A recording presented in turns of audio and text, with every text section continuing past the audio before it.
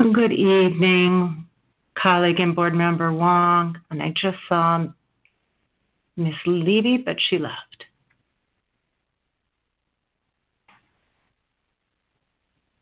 You're muted, Mr. Wong. Hello, board member Levy. Hi, attorney. Oh, you're muted, Miss Love. How's that? Perfect. And board member Wong, you're still muted. Can I hear you? That's because I'm in the boardroom and I use the speaker here. Is that all right? Yeah, no, that's perfect. I thought that was it, but I just wanted to be sure because I don't want you to miss a thing. All right, we have a minute comment yet.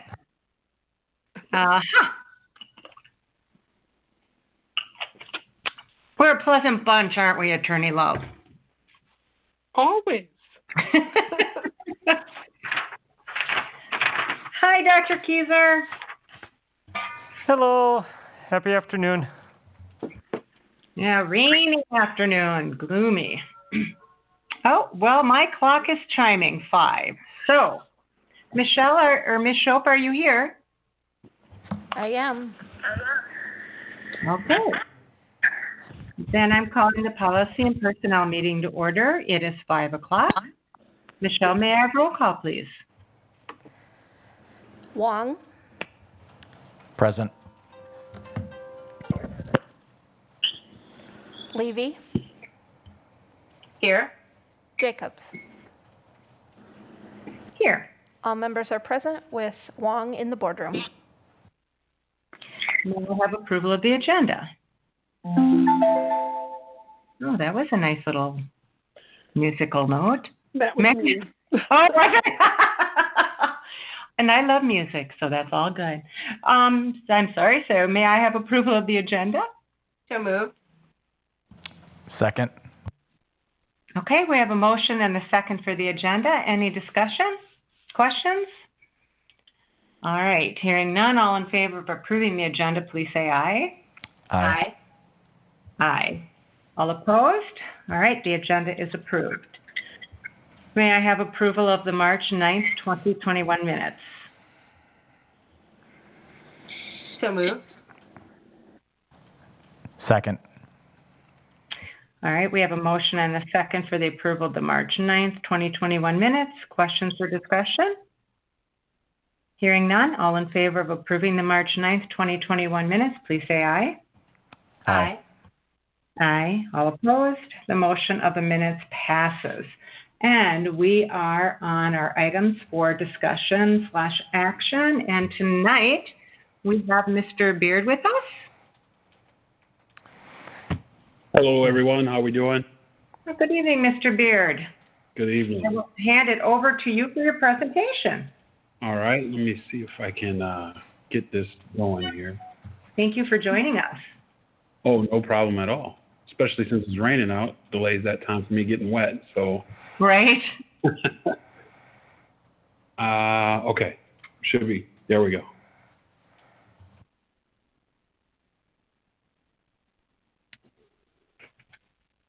Okay. Everybody good? We can see that? Yes. Thank you. Perfect. All right. Well, thank you for having me here this evening to talk about this, the scope of our head coach role, to give you some background on what our responsibilities for our head coaches are and for our coaches in general. So we'll jump right into it. Our first slide here are the head coaching responsibilities, and these come straight out of the job description. They oversee the training of athletes in all events. I'll just summarize these instead of reading all through them. Overseeing home events and meets and all those things that come with it. That doesn't necessarily pertain to every sport, but track, swimming, that pertains to that. Attend and coach all practices and all meets. Messed that up there. There we go. Demonstrate ability to plan, organize, and supervise the team with respect to schedules, equipment, student eligibility, officials, and safety. That's a big issue there that we stress with our coaches. Demonstrate ability to work positively with a diverse population of student athletes, ability to integrate the program into the total school experience of the student athlete. The roles that we ask them to play, assist other coaches in enforcing team policies. So we do ask them to be a little bit of a mentor to their assistant coaches and to provide that guidance for them with their team policies and the athletic department policies. Responsible for providing student athletes feedback about their performance related to their disposition, behavior, and team skills. That's almost a daily thing with our coaches. The student athletes definitely want to know where they're at and how they're doing. Manage the program budget and organize fundraising efforts for the program. The coaches primarily manage their fundraising budget, and they also organize their fundraising efforts. I help them with the budget for their individual programs and sports on a yearly basis, but they maintain their 21 account, which is their fundraising effort. They help coordinate the competitions and practice schedules with myself. I send out contracts to the different schools, but they contact the other coaches at other schools and put their schedules together. They do a great job of doing that. Coordinating youth sports with the athletic director. This is something that is evolving. We're getting better with this role, and as an athletic department, we need to define that a little bit more and provide a good structure for that to happen. The off-season training and conditioning programs are is another area that they're very heavily involved. Attend booster club meetings. We haven't had a booster club, an overall athletic booster club, for about 2 years now of getting up and going. So we have not had any booster club meetings this year. Completion of the required WIA rules exam. This is a requirement of the WIA and from me to make sure that we know all the rules that, because they're always changing, and we keep current our certification with CPR and AED. We have a current running list of everyone's certification dates and when they need to be renewed, and competitive experience in athletics at the high school level. The differences in the sports and coaches, there's really 4 differences. So we have the length of season. We have the number of competitions, which include Saturdays. The roles and responsibilities between the coaches vary a little bit depending on the sport. And then there's years of experience and longevity.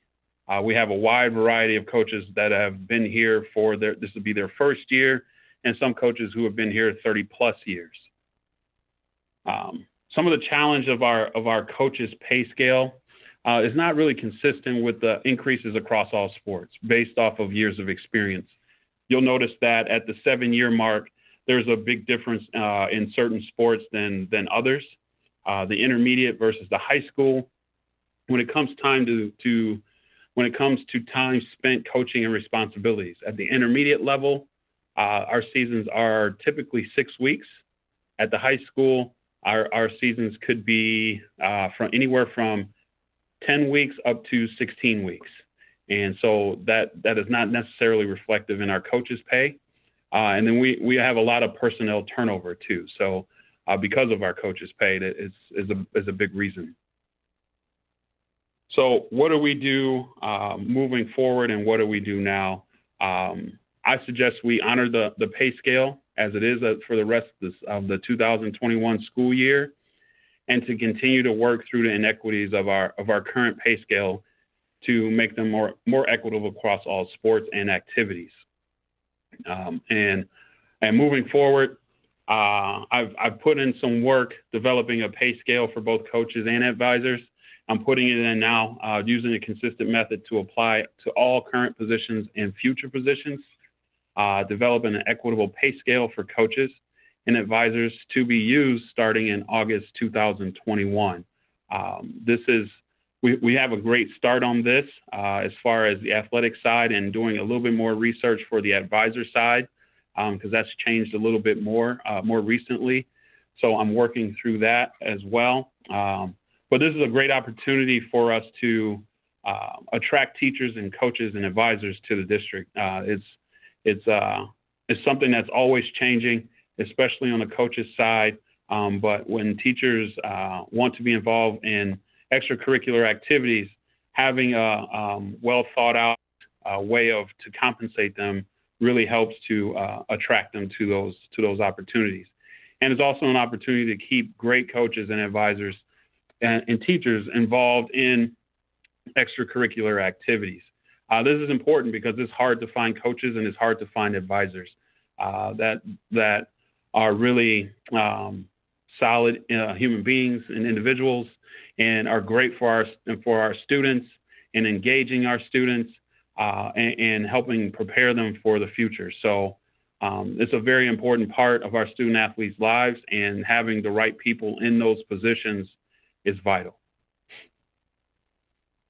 So that is my presentation for tonight, and I will take any questions.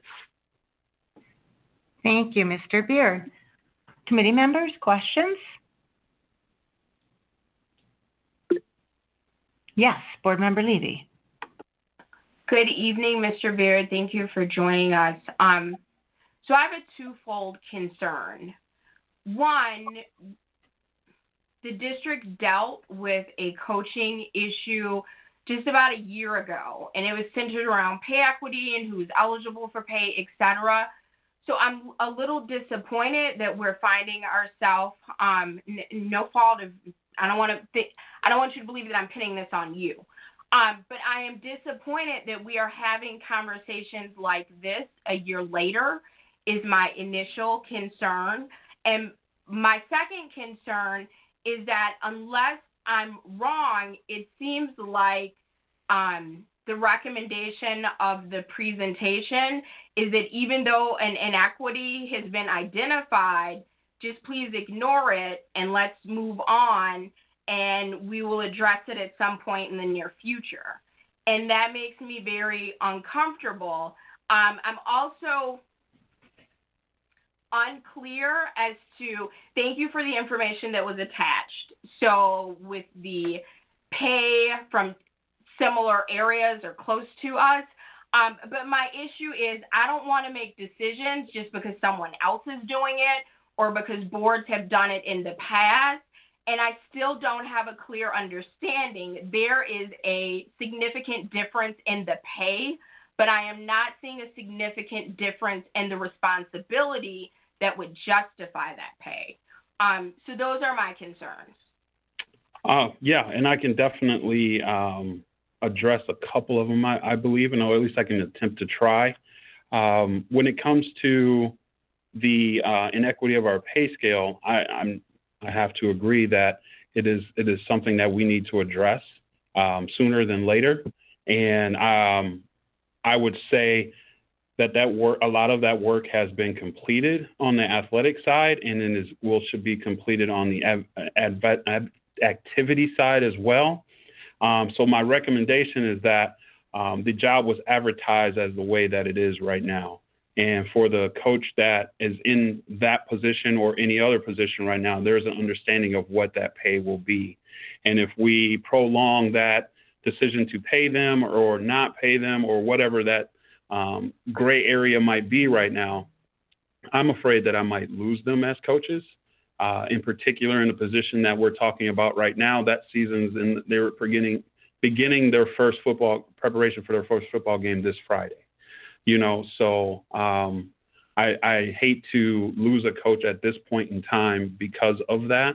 So that is where I would recommend that we continue with what we have right now with the plan of having something different by August 2021.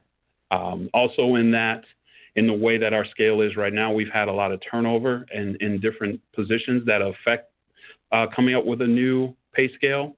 So that has delayed a new scale as well. Yeah, I'm assuming, Joanne, would you like to jump in? Yeah, I would like to just be able to speak to why it's being addressed a year later, and that Joel has put in significant work in trying to identify those inequities in the length of seasons and the amount of time invested. He and I have met on a few occasions now to talk about those, and those are part of the budget building process, but new addendum schedules were not prepared for 2021. They were, as the pandemic and all of these things, those meetings didn't take place. And I have to be honest with that this is where we are. And he has the athletics set up to look at addressing all of that inequity. We just want to make sure that we are looking at the activities and the advisor side as well. So he is well on his plan, and it is addressing all of those inequities to make sure that we're recognizing all of the coaches. The issue that you were talking of was a different type of employee group and coaching. That was an inequity there, and that was addressed last year. Board Member Wong? Thank you, Mr. Beard, for the presentation. A couple of questions. First of all, and this might be a question for Attorney Love. If we were to, do we run into any legal problems potentially if we were to adjust the contract for this given year, considering we advertised it at a certain rate? And then the second question is, since we've delayed these adjustments, is it safe to say, or can we expect to see changes for the 2021-2022 school year? Yes, I would say yes, we will expect to see that for the 21-22 school year. And in terms of addressing a change in the compensation, if there is already a contract that's been entered into, it would depend on the terms of that contract, whether you could modify the salary. If the contract has been entered into and it has been accepted, then you wouldn't likely be able to change the salary.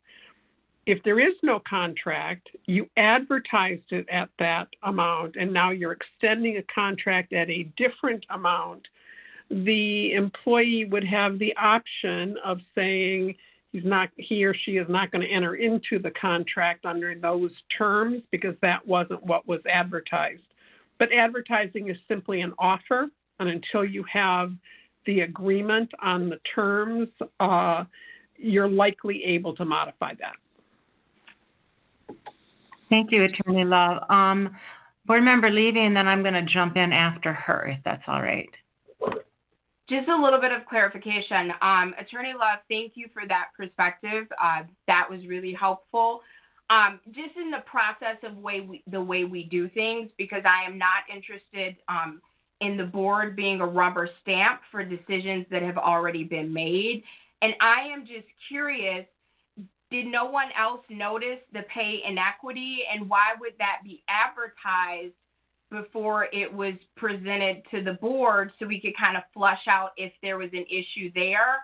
And then my question for clarification is, and I appreciate that it looks like you all are on track to propose some changes for the 2021-2022 school year. The contracts that or one, is there a contract? And two, what is the time frame? Because I completely agree, it is not fair to the person who's in the position at all through no fault of their own. What is the period of that? Is that going to run past these new proposals that you'll be making? Because I think in the presentation it said basically to stay the course until the end of the 2020-2021 school year. Well, that's June. Was that the intention, or was that the wrong language to have in? I think that would be the intention right now, because our current spring coaches are under the assumption of what their pay will be for this year. We have a lot of returning coaches for the spring, and that will conclude our 2021 school year. And so that was my thought process. was to finish out this year and then address the inequities moving forward for 2021-22. I'm not sure if I answered your question, so I will defer to anyone that could help Board Member Levy with that question. No, that was great. So for the football season, that started when and it will end when? Just so I'll have a scope of what time period that amount is for. Well, this year's a different year with the COVID, so it's usually a fall season sport, but this year it started March 8th, and it will go through April, I believe 30th. Yes, April 30th will be our last scheduled game, but they will have one more week after that, so technically it will go to March 8th, or May 8th, sorry, May 8th. And is the scope of the role that there's also a youth program that the head coach participates with? Yes. Right at this time, they usually do not run in the spring, and we're not having any middle school sports at this time. So none of our coaches are really involved with the youth programs at this moment. So Stephanie, this is my final comment. Thank you for being patient. So just Sure. a little quick math, that's like $1,700 a week for that contract. Yes, usually football is 11 weeks long. The WIA shortened it this year to, I believe they shortened it to 8 weeks because they moved it from the fall to the spring, and they shortened the winter season to fit in our fall sports. And then they also pushed our spring sports later into June. So everything is condensed right now with the fall sports. So it does tip the scales one way when you look at it that way. Thank you. Yeah, wow. I'm really glad that we're looking at this because that's a lot of money when you, Board Member Levy, when you put it out there that way. So I do have a piggyback question on the salaries. So I guess I'm a little confused. I thought HR set salaries, but I'm hearing, Mr. Beard, you're doing it? These are, sorry to jump in, these are addendums, not salaries. So these are annual addendums that get put onto, if the person is an employee, their salary.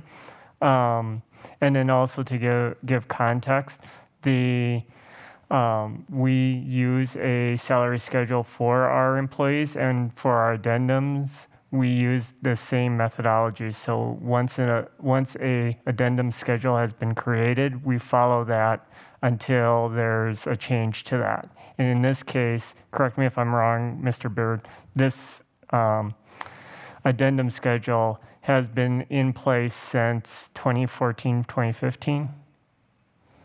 That sounds about right, yes. And my apologies, Dr. Kieser, I meant to say addendums. And I thought so then it's changed, because the addendum schedule I remember was built upon years of experience, and that's no longer the case, or is that different for different addendums? No, that is the case. It is built off of years of experience. It is used to determine where a coach would fall on that scale. And addendums are chosen by the principals, correct? Or is it still done the way where people show an interest, and if just one person shows an interest, that addendum is awarded to that person? Well, for the activities, yes, they have to express an interest, and they have to work through the principal and myself to secure those. I work with our principal to secure advisors for our activities. And Okay. they vary, yes. And that's at all of the grade levels, right, Mr. Beard? Correct, yes. Okay, thank you. And then I had a question about the Booster Club. So please forgive my ignorance regarding sports. I'm not a sports girl. But the Booster Club, is that not an organization of parents to do fundraising for athletics? Well, it is in some ways that booster clubs can be different. They can have different types of members. Our current booster club is more of community people as opposed to parents. And we started this booster club. It's called the Night Club, I would say 2 years ago. We've been slow to get started with this year not having any activity with our booster club. So there's also sports that have individual booster clubs that are run by parents, and they do a lot of the fundraising for their individual sports. So sports like hockey, band has its own individual booster club. They do a lot of things, and that's a lot of parents. Baseball has one, softball has stuff. So there's different sports that have booster clubs as well. Okay, and thank you for that explanation, because I just learned some things new. So thank you, Mr. Beard. And I get it hasn't been active this past year with COVID. That makes perfect sense. Yes, Mr. Wong. Okay, so we know the seasons this year are modified and shortened. And since we haven't had any in-school instruction yet, and we scheduled to for the fourth term, do we have certain expectations for not just our football coach, but also all coaches out there as far as the roles and responsibilities for the rest of the year? Because I think it would be nice to know that, yes, I mean, are they keeping track of the kids' grades? Are they doing, what else are they doing besides just the 8 weeks of practice and games? Okay, yes, thanks for the question. Our coaches are definitely involved, especially on the grade side. We've been running grades every 2 weeks, I should say that every week, on Fridays, to make sure that our students have been getting back engaged with their classrooms while they're participating in sports and activities. So, what we'll be doing, our winter sports was extremely short. So we're going to incorporate them into our spring season so that we keep that connection with coach and student athlete, and they're still being engaged that way from all angles.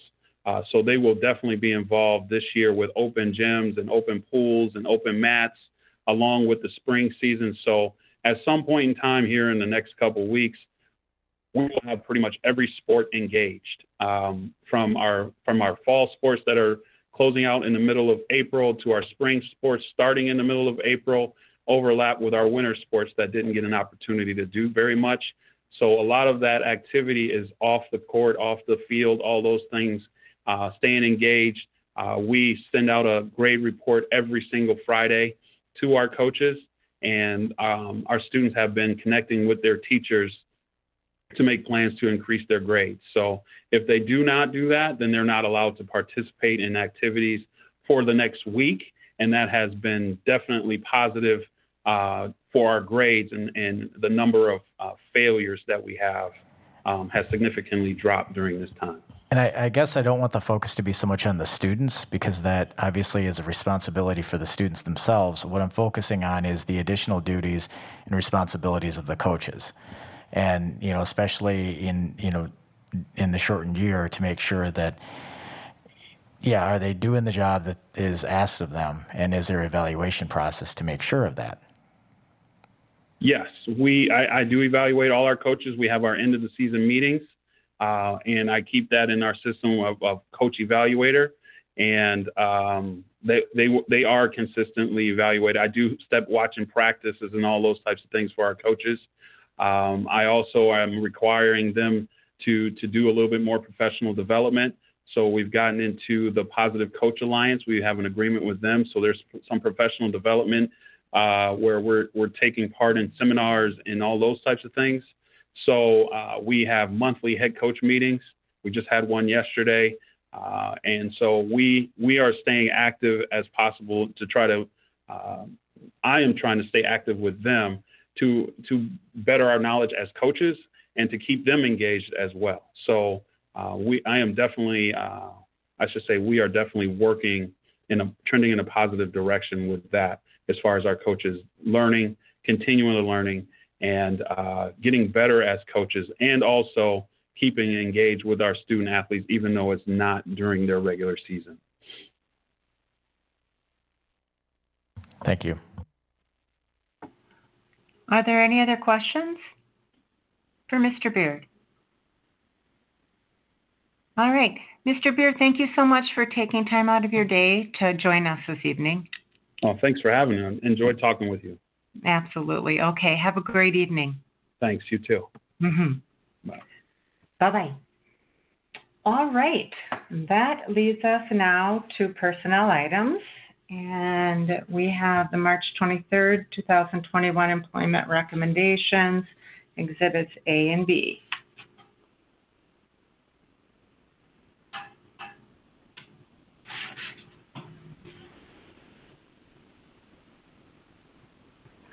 I move approval of employee recommendation A to the full board. I'll second that. Thank you. We have a motion and a second to approve the March 23rd, 2021 employment recommendations, exhibit A's and B. Any questions or discussion? All right, hearing none. All in favor of approving the March 23rd, 2021? Point of clarification. Yes. I thought I heard Board Member Levy say Exhibit A. Oh, not B? Oh, I'm so sorry. I didn't catch that. And thank you, Ms. Show. I just need to clarify if it was A only or if it's A and B. No, that's fine. And then you second, and Board Member Wong, you're okay with the A only? Yes, we can separate them. Okay. I'm sorry. Thank you. All right.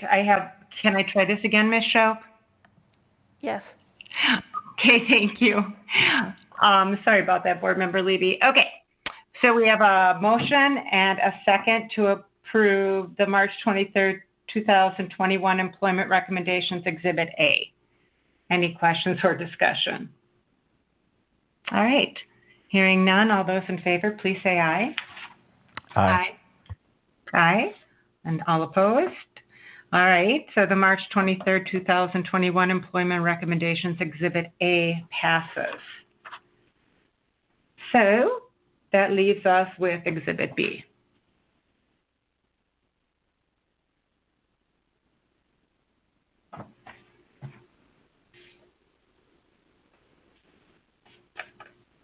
So I'll break the silence. I hate the position that this is putting the candidate in for the head football coach. But the question that I've asked all along, which I still don't, in my opinion, have a reasonable answer to, is I can see the difference in pay, but I'm not seeing the difference in job responsibility, and I'm not comfortable with an inequity being identified, but the recommendation is to go with things the way they are, and we'll address it at a later date. So that's not something that I can support. Thank you, Board Member Levy. Attorney Love, may I ask a question again? Certainly. Okay, so if I was understanding the conversation earlier, at this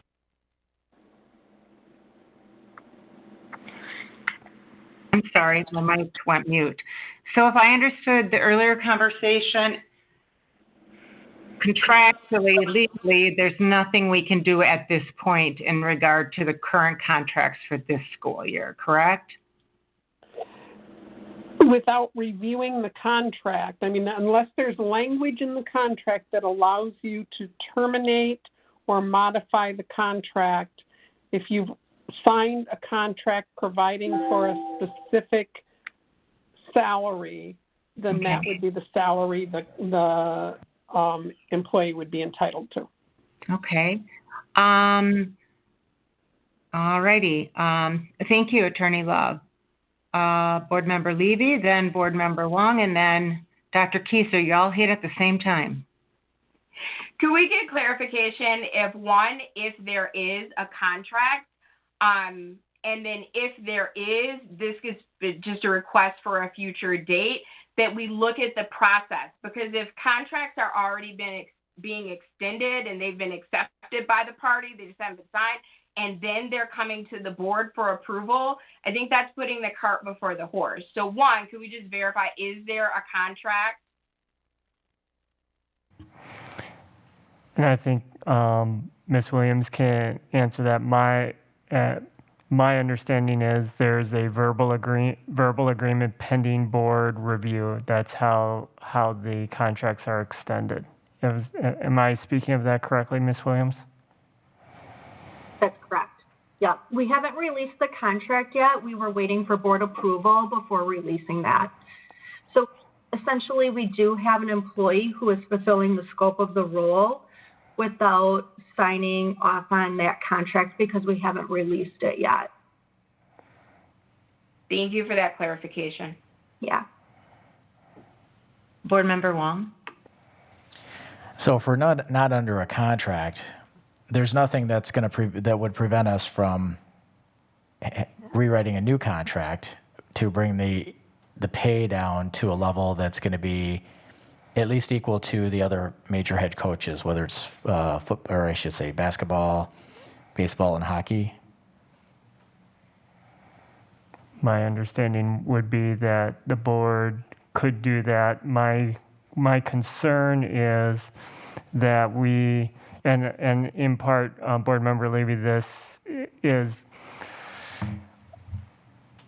an attempt to address the question you have been asking, and I believe that we established a salary schedule for these addendums, or I should say an addendum schedule for these addendums, in part that we would not get into the minutia of individuals trying to negotiate the contracts and be able to say, I like you, so therefore you should have X dollars. I'm skeptical of you, even though you have the exact same qualifications and tenure, and so you should get this. It was an attempt to bring a level playing field to the process and take the subjectivity out of it. The fact that this has not been reviewed in 6-7 years is not in fault to Mr. Beard's attempt to try to get this updated, but for this year, we've started down this path, and so I worry that if we break that practice and make those adjustments, we're entering in a whole new phase of coaches and advisors saying, I find it inequitable, and so I want the board to weigh in and adjust my addendum schedule because we've done it for this one particular person. I feel we open up that avenue of discussion to bring more things to the board and have the board supersede an addendum schedule that's currently in place. I would encourage us to hold ourselves to the timetable that Mr. Beard has laid in front of us to say, this is the last year this committee and this full board, if approved, will see this salary schedule, or addendum schedule, I apologize. You will see and be able to provide feedback on a new addendum schedule that incorporates both athletics and activities, which are currently kind of two separate documents.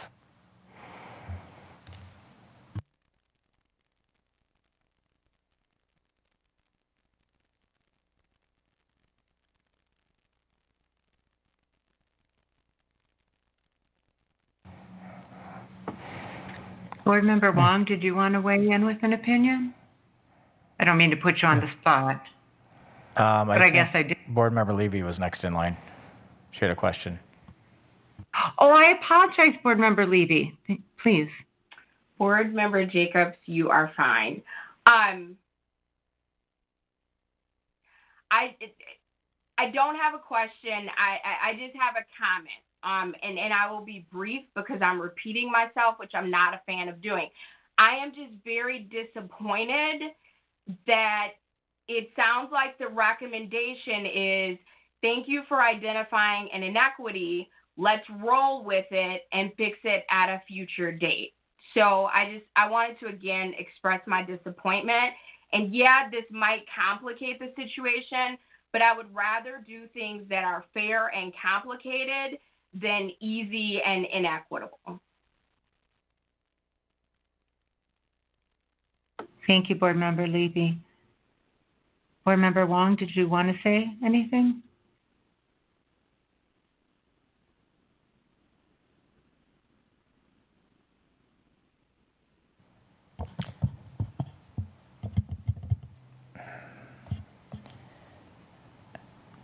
Well, I'd like to see us come to some type of resolution that's going to be, but it's not going to be fair and equitable. We can obviously see that at this point, unless we pass it on for this year and kick the can down the road, which I would agree is not, with Board Member Levy, it's not the appropriate thing to do, but we are in a situation here that, how do we address this? And I guess that's the question, is how do we make it fair? Because I did receive some calls regarding this issue from other coaches that feel as though it was inequitable, going back to the days of the Bernie Barkins, the Heinekes, and individuals like that where all the coaches were paid the same. And then suddenly the addendum in 2015 kind of threw all that out of whack because some person wanted to buy a coach. But I guess that's neither here nor there. I'd like to find a resolution, and I don't think it's fair to the individual that's involved in this as well. I mean, obviously they're caught in the circumstances of this. So, but we do have a football season upon us. I don't know. I mean, I think that I can go both ways on it, but I think that if we could make an adjustment on the contract to make it fair for at least to compare the other coaches, if you look at our current schedule, that'd be $6,500. That to me would be more palatable than the 10 grand. Thank you, Board Member Wong, and I agree with both of you, and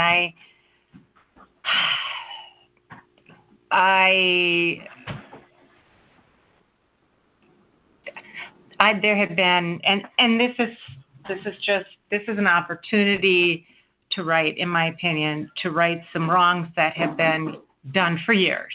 It's not reflective on anyone that is presently attending this meeting. And I do feel for the person that's in that position as well. But if we do not have a contract for this individual and we can change the amount of money the person's receiving, I know it's messy, but I think that's what we should do.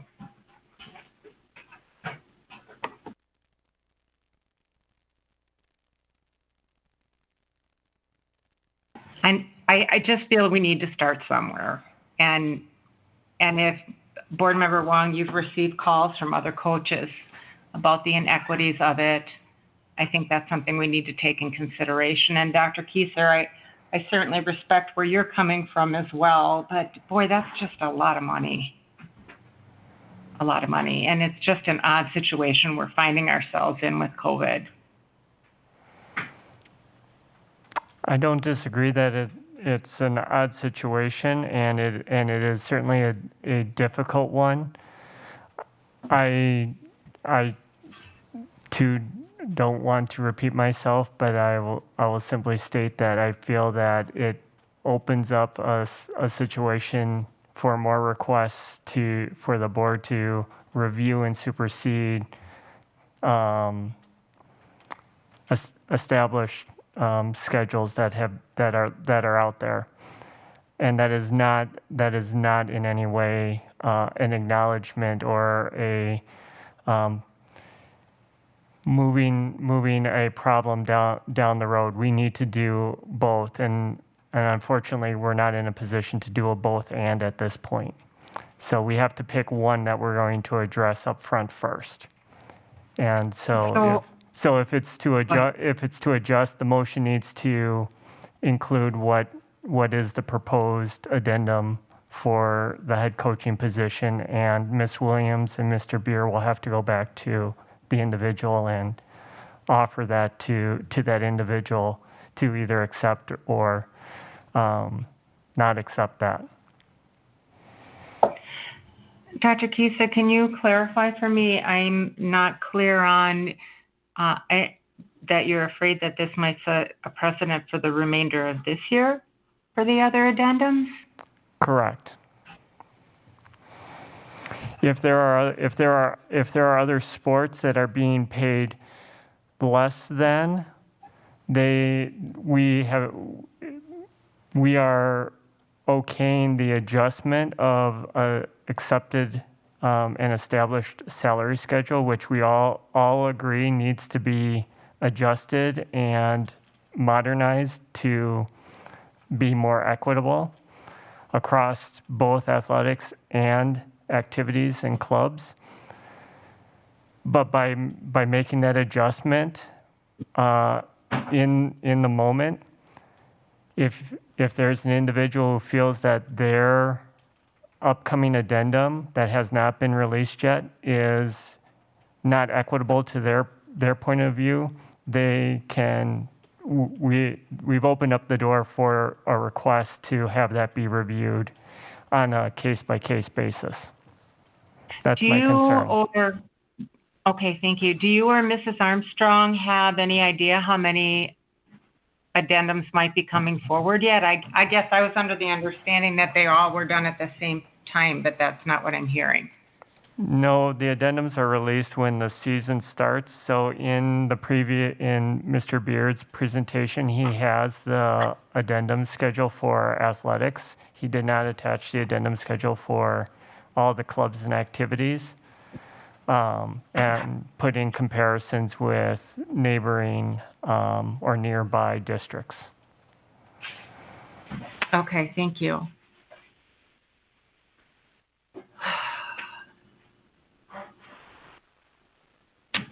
Well, this is not an easy one.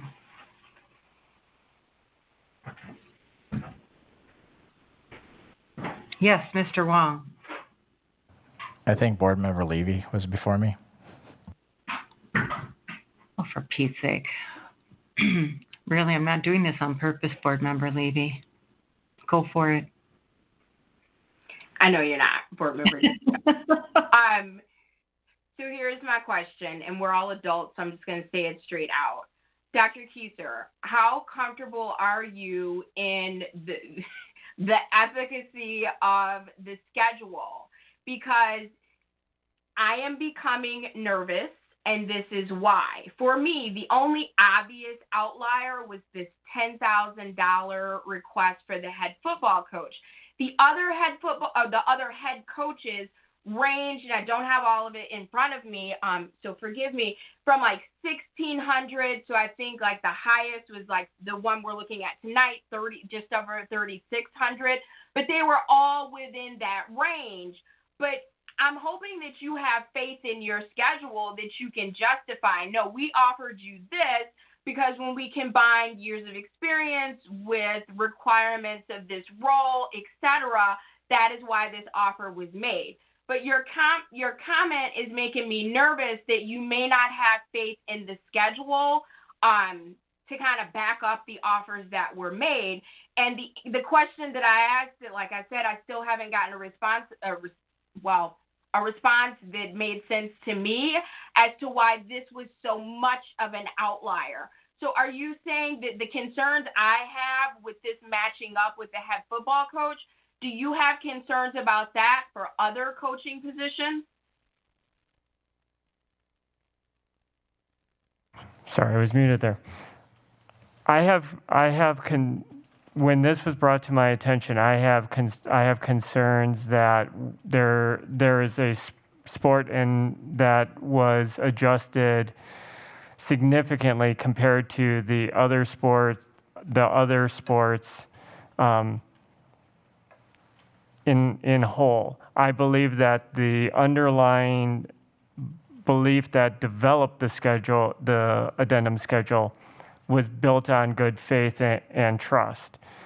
My concern is that if we as a group are willing to make adjustments based on this, what is the justification for someone bringing forward a request to say, I really feel that the work that I do, it matches up almost point by point and level of roles and responsibilities to some other position that is at a higher spot. I think we open ourselves up to saying we are setting aside the schedule. We will use that as our starting point, but if people are not happy with that, they can negotiate and have an avenue for doing that. I feel that as part of our work and our equity work moving forward, we have work that started. It has not been brought to the board for formal review and feedback and put to replace this. So that's my concern. I don't think that the conversation around adjusting this particular one, because it's the only outlier compared to the others, I worry about what this one decision could have for other ones. So I have not done my research to see what this was prior to it being moved to this $10,000 spot. That would be something that I would feel more comfortable saying prior to it being adjusted to 10,000, this is what it would have been. And so then we have a historical underpinning that is grounded in the philosophy behind what the schedule was originally designed for, if that makes sense. It does, and thank you for sharing your position on it. And correct me if I'm wrong, but what I heard you say is that you believe the schedule was created in good faith. I want a schedule that's created in math.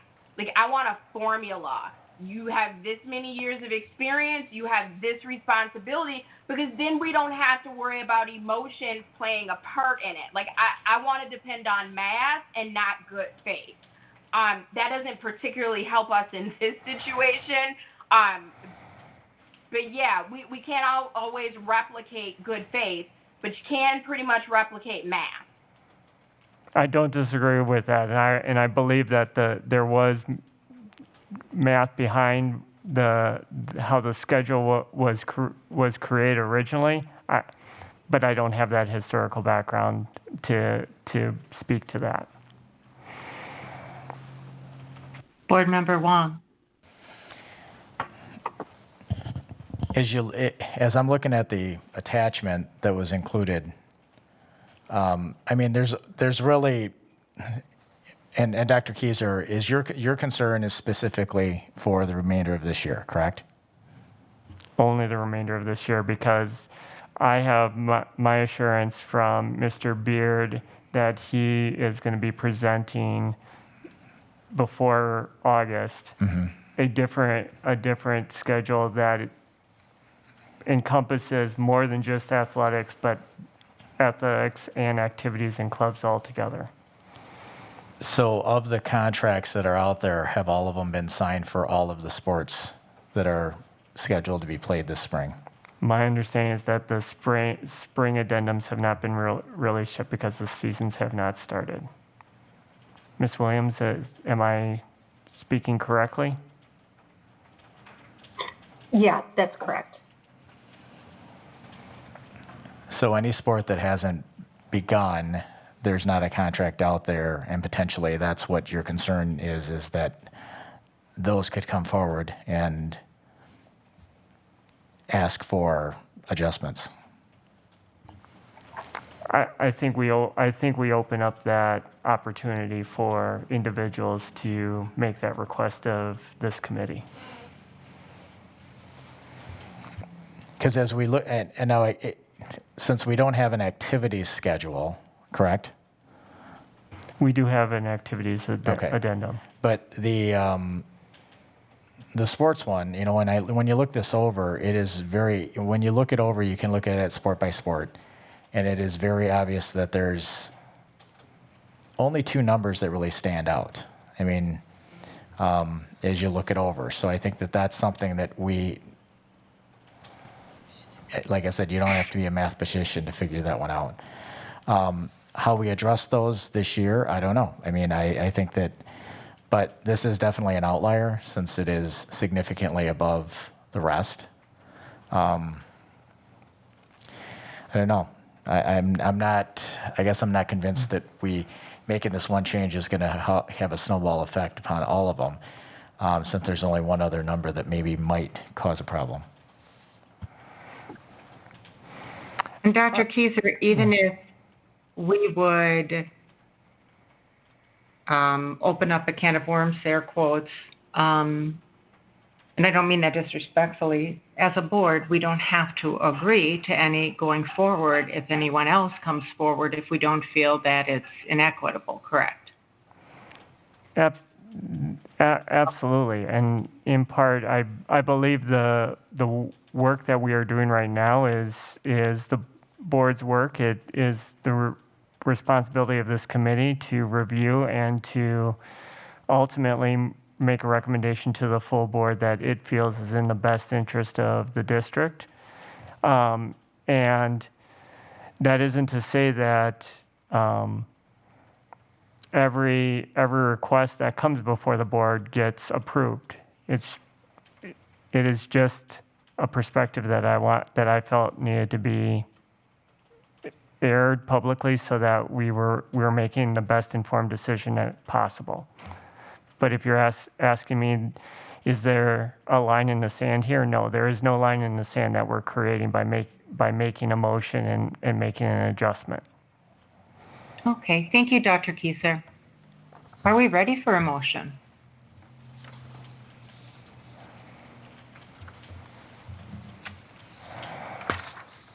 Mr. Beard has his hand raised. Yes.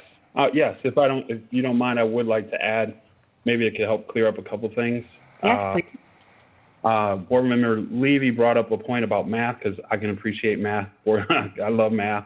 So if you look at our scale, I could probably share it, but if you look at the different numbers starting from 0, working all the way up to the 6th year of experience, there's some sports that are consistent, and then at that 7th year, it jumps up to a certain amount against different sports. What I believe Dr. Kieser is referring to is if you look at a sport other than football, and you look at, for example, swimming is on the same line as football from the 1st year, 2nd year, all the way up until you get to the 7th year. Then there's a big, huge jump and a big difference. But if you look at soccer and you look at softball, you have the same numbers all the way up till you get to 7th year, and then you have another jump. One for soccer is at 5,000, but for softball is at 3,871. So they're consistent all the way up to the 7th year, and then there's a big difference in what that 7th year looks like. And that's the inequities that we're looking at that could come back to you have to adjust these just like you have to adjust football. So I just wanted to add that piece to it because it's throughout the inequities throughout the entire scale. It's not just football and compared to the other sports. So I just wanted to add that little piece. Thank you, Mr. Beer, for that input.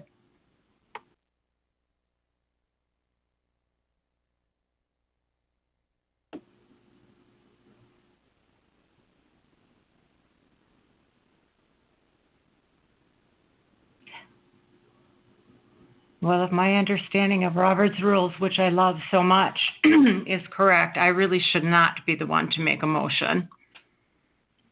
I put a question mark in the chat. Oh, for Pete's sake. How many times am I going to say that, Board Member Levy? Thank you, Board Member Jacobs. All right, this is going to sound crazy, but that might just be what I do. And I have a feeling I may not understand the magnitude of what I'm about to request. So please help me shape this request. How much work and is it feasible to come back with all the head coaches since no contracts have been signed yet? And you all take a closer look. Dr. Kieser, you can review that schedule, you and your team, and we reshape those numbers and come back so that there is equity before we start releasing addendums and saying, hey, this is our offer, will you accept it? How much work did I just ask you to do? It would, I don't know how much work that would all entail. I will say that the winter sports addendums have already been released, so those sports have already been paid. So there's only one winter sport addendum that is out there that will be coming next month. But right now, I believe all of the winter sports except for one, and then all of the fall sports, with the exception of this one position, are also have been paid. So we would only be talking about the spring sports and this one position moving for the remainder of this year. So let me ask you this. With Exhibit B, would that wrap up all of our spring addendums, or are there more spring addendums to come? All of the spring sports, this one position would wrap up all of the alternate fall sports addendums. We would still have spring coming. Okay. Is it possible, you know what, I will submit my questions to the chair because it's not on the agenda. So I move that we accept Exhibit B with the removal of the head football coach, and I am hopeful that the team is able to craft a number that's more in line and bring that back to us for our April 6th meeting. So my formal motion is I move that we approve Exhibit B onto the full board with the removal of the head football coach position.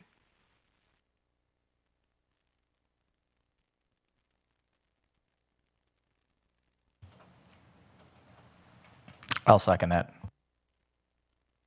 Okay, we have a motion and a second to move on to the full board, Exhibit B, with the exception of the head coach position. Any questions or discussion? We might need to specify football because there's more than one head coach position. Thank you. So there's been a motion and a second to move Exhibit B forward to the full board for approval with the exception of the football head coach position. Are there any questions or discussion? I have one question. So, of the list of sports, what sports has there not been an addendum for as of yet? Just so I'm clear. I guess you said all the fall sports and the winter sports have. Point of order, we got to keep the discussion to the motion on the floor. No, that's correct, Mr. Wong, or Board Member Wong. Okay, I'll remove Any it. other? That's fine. I'm sorry? No, it's fine. Okay, so any other questions or discussion? All right, all in favor, please say aye. Aye. Aye. Aye. Okay. All opposed? None. So the motion carries. So we are now on Thank you. to, thank you. Thank you again, Mr. Beard.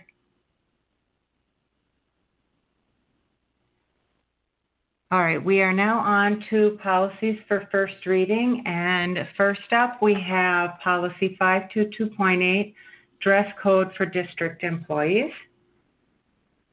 And Attorney Love recommends either deleting the entire policy and using the language in the employee handbook, or keeping the first paragraph and deleting the remaining policy language and using it in the employee handbook. The changes in the first paragraph were submitted by Ms. Williams, our Director of Human Resources. Okay, I'm looking at the chat box. I don't see any hands raised.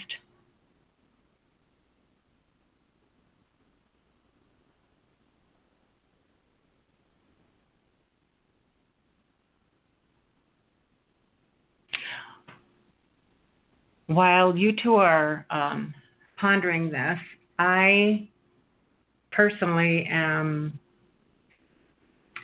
in favor of keeping the first paragraph in policy, and if I'm understanding that correctly, and then using it in the employee handbook. I just personally feel very strongly about the dress code, and I think it sends a stronger message if we have a policy as well as details in the employee handbook. There was a question that Board Member Levy had put in there in terms of the determination of disruptive, and my recommendation would be that it would be part of the employee handbook task force to clarify that language so that we would be clear as to how we define disruptive and what would that constitute.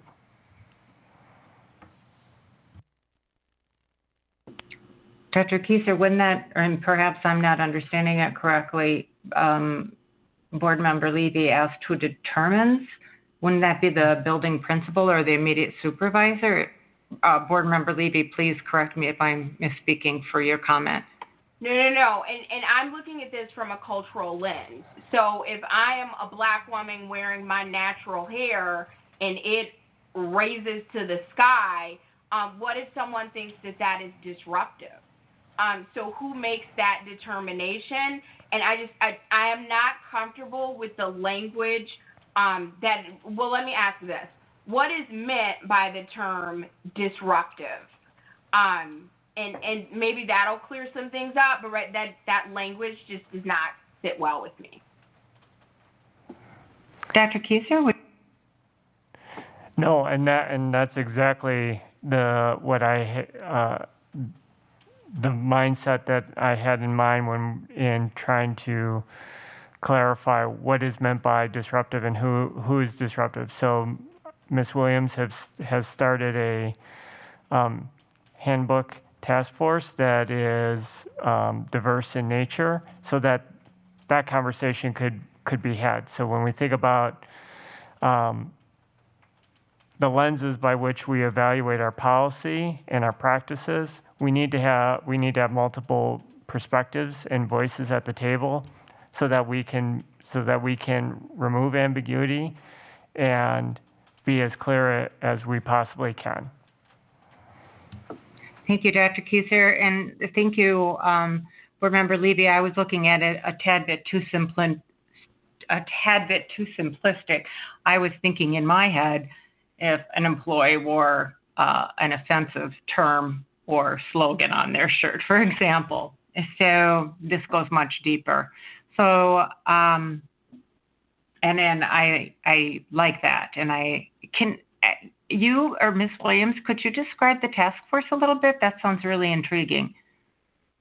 Yeah, absolutely. So about a month ago, we had a kickoff meeting to develop a staff handbook work group. And so historically, the staff handbook, the language, the content, that was driven a lot by HR and then union representatives for those employee groups. And so what we did is to really drive the inclusion in the workplace and making sure that we're using language that fosters diversity, equity, and inclusion.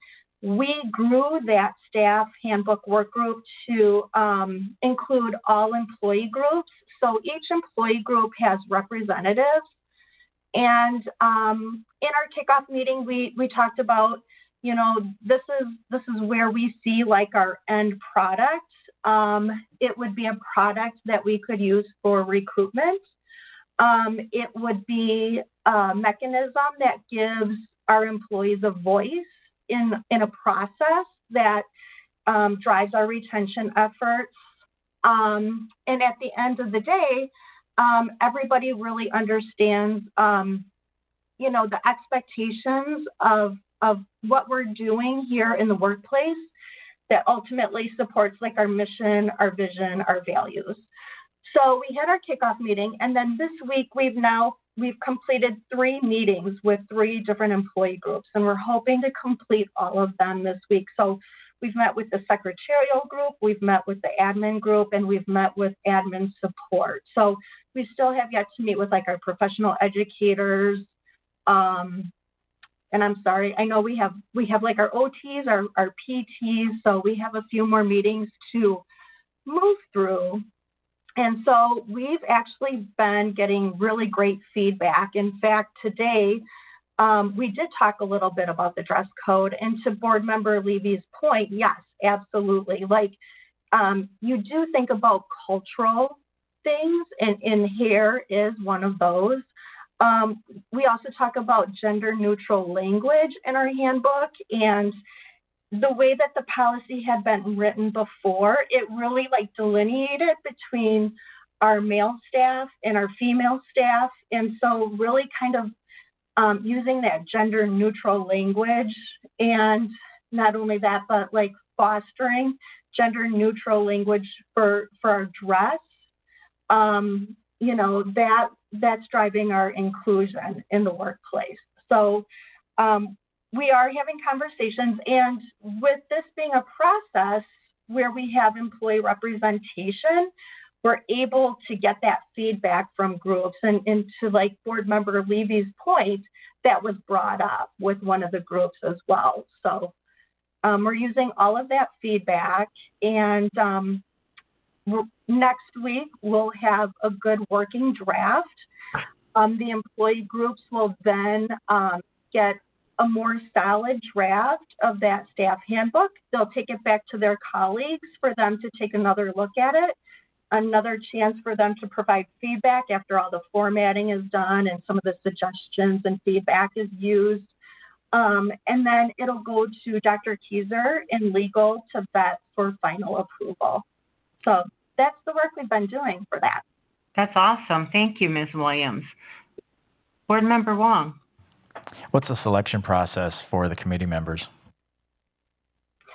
Good question. So I sent out an email to the whole entire staff and basically asked if people were interested in being part of this group. And so I was actually able to select everybody that showed interest. So we have about 20-some people on the group.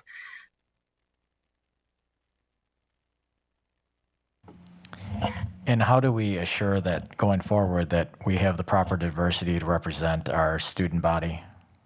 I mean, in that committee, because if obviously that committee is going to be instrumental in developing the handbook. Yep. So I asked for diversity specifically in the email that I had sent out to gain interest. So we have women, we have people of color, we have people part of the LGBTQ community. We have, I feel like I got a great representation in terms of diversity. And when I wasn't getting diversity, I was asking administrators, you know, help me get some representation from this group, and I was able to. And I do have a list, and I'd be willing to share that with anybody. I'm going to interject a minute, Ms. Williams. Mr. Beard, if you're still with us, did you have a question? Okay, that must be old. Thank you, Dr. Keyser. I haven't been doing a stellar job tonight with keeping up, so. Board members, any other comments or questions? Just my old one, that I'm not comfortable with grooming being referred to as disruptive. Unless someone is not grooming, I don't know how your grooming can be disruptive. I do want to say that I think some of this language might have been part of the policy before. I'd have to look at it. I'm just picking this up again for the first time in a long time. You know, in light of what I said with my earlier comment, my own personal opinion, I'm changing it now listening to the discussion that's been had. And I don't know if it's appropriate to share. excuse me, at this time before my other two colleagues have spoken, but I'm almost leaning more toward now, deleting the policy and putting the language in the employee handbook. What are other thoughts?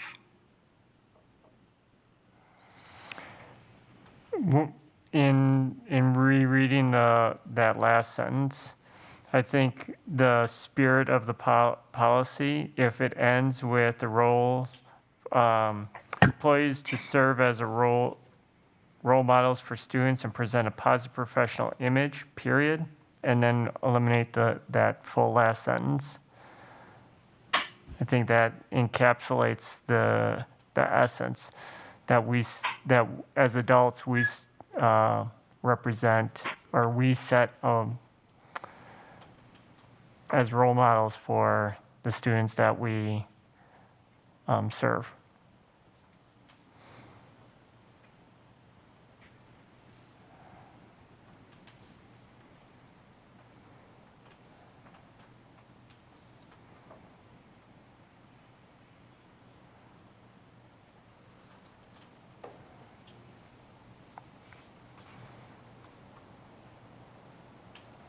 Board Member Wong, did you want to say something? I guess I would tend to agree with that, just because it doesn't muddy the water with that last sentence.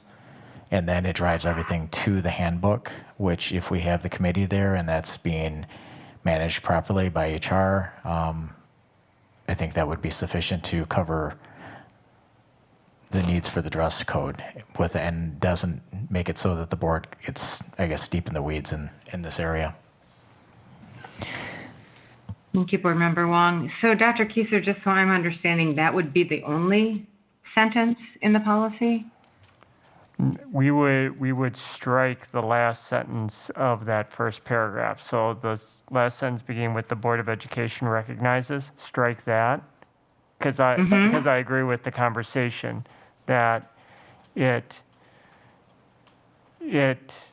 does set up a deficit mindset where you are presenting exactly what Board Member Levy, mode of dressing, grooming, as a negative connotation that does have specific cultural and even gender specific values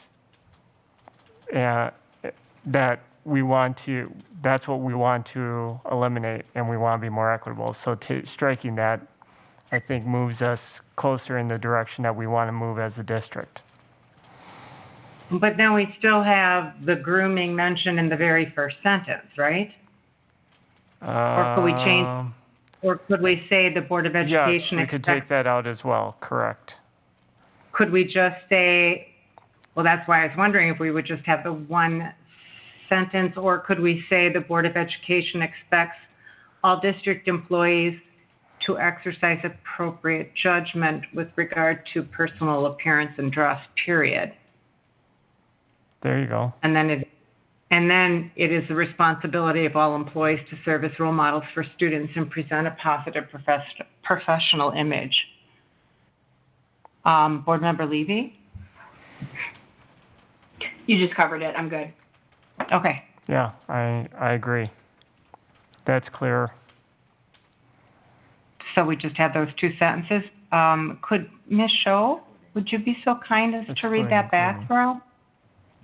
Are you ready? Yes, I just want to clarify one thing. We're also removing the portion of the first sentence that says, in a manner which inspires respect from students, parents, peers, and the public. Yes. Okay. So it would say, the Board of Education expects all district employees to exercise appropriate judgment with regard to personal appearance and dress. It is the responsibility of all employees to serve as role models for students and present a positive professional image. Yes. Thank you, Ms. Sho. You're welcome.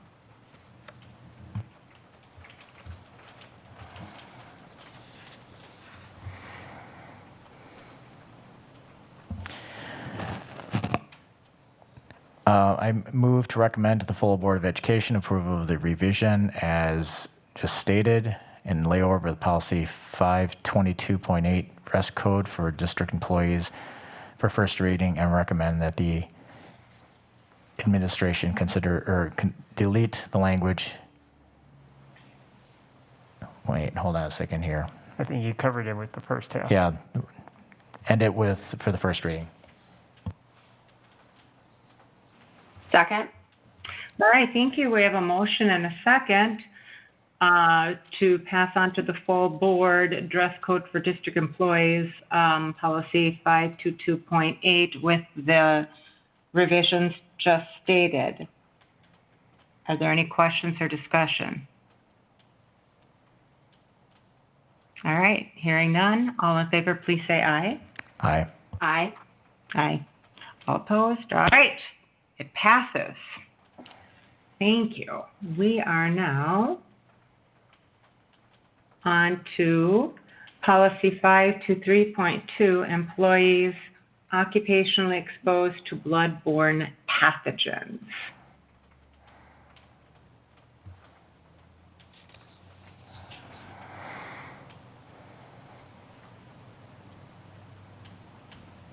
We have a recommendation from Attorney Love and Ms. Williams to recommend deleting the specifics and moving them to the employee handbook.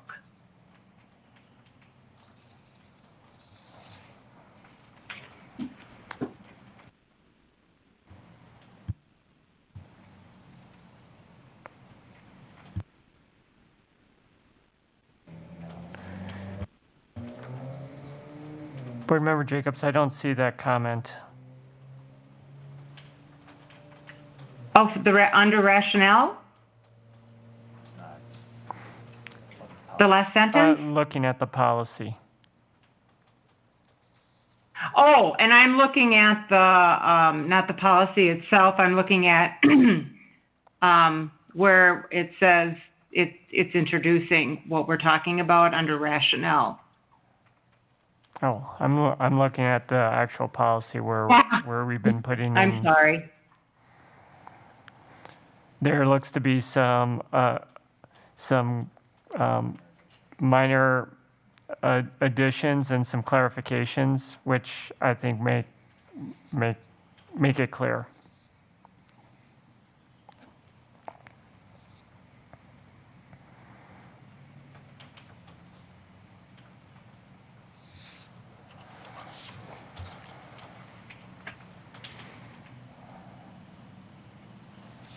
I have a question. Is it okay if I interject? Please. All right. And I get that this is the employee occupationally exposed to bloodborne pathogens policy, but I just assume that students will be in the building, and I'm curious as to why we limited safeguard of health and well-being to all district employees, because I'm sure we want to safeguard the health and well-being of anyone in our building.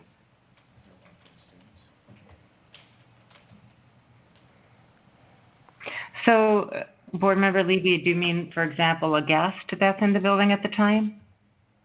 A guest, a student, anyone who's in the building. I'm just, and maybe there's a reason for it that's just not obvious to me, but the school district of BoE shall strive to safeguard the health and well-being of all district employees. I'm just wondering why that specificity is included. Dr. Kieser, can you comment on that? That's an interesting question. So this is in the 500 series, which is in regards to employees. The 400 series specifically speaks to students. So Okay. Is there any area then that would speak to a guest in the building? Do we need that for legal reasons? Attorney Love? Well, I would have to look at what other policies you might have relative to others in the building. This specifically addresses occupational exposure, so that would be specific to employees. Mm-hmm. And a legal requirement so the law requires that you have a plan in place to address this issue. So that's what this policy is designed to do. Okay. The safety of others in the building could very well be addressed in other policies, but that would not be appropriate in this policy. Okay, thank you for that input. Just a quick clarifying question, because, and I'm sure this won't be the only time this policy is used, but what jumped into my mind is like an educator of small children and a child got hurt and now the teacher is dealing with blood. So I just thought it was curious is that we want to safeguard the health and safety of the employee instead of just safeguard health and safety. It's minor. Well, and again, I think that the reason it's worded that way is because of the nature of this policy. There are certain things that you as an employer must do for employees and certain policies or plans that you have to have in place. And so this policy is designed to address that obligation that the district has for employees. And so it's not saying that you wouldn't be safeguarding the health and well-being of everybody, but for the purpose of what is legally required on bloodborne pathogens for employees and occupational exposure, that's why this one is worded in that way. Thank you.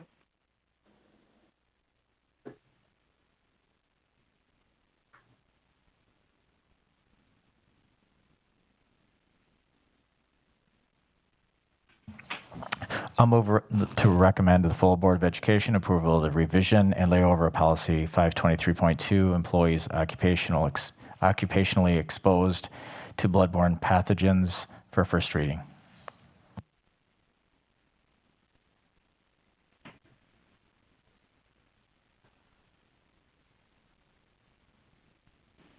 Second, but I do have a question for discussion.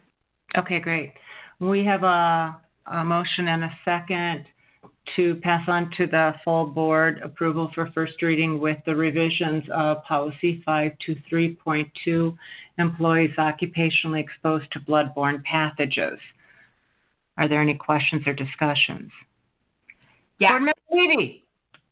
Thank you, Board Member Jacobs.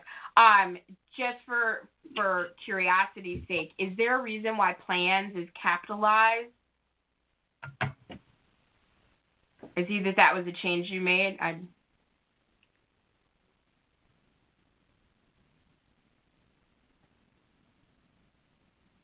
Oh, Attorney Love, you're muted. Sorry. That's So okay. Are you referring to plans in the second paragraph or all throughout? Throughout. I believe in the law, I'd have to go back and look, but I believe the law exposure control plan is capitalized. And so then since it's the exposure control plan, then wherever we refer to it later, we capitalized it.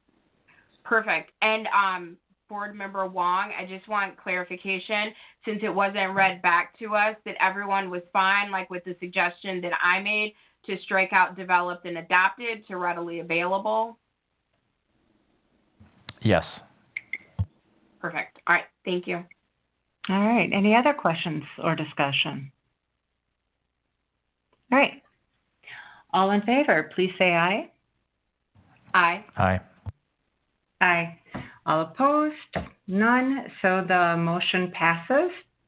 And this will go also to the full board this evening. And we are on policy 522.6, employee anti-harassment.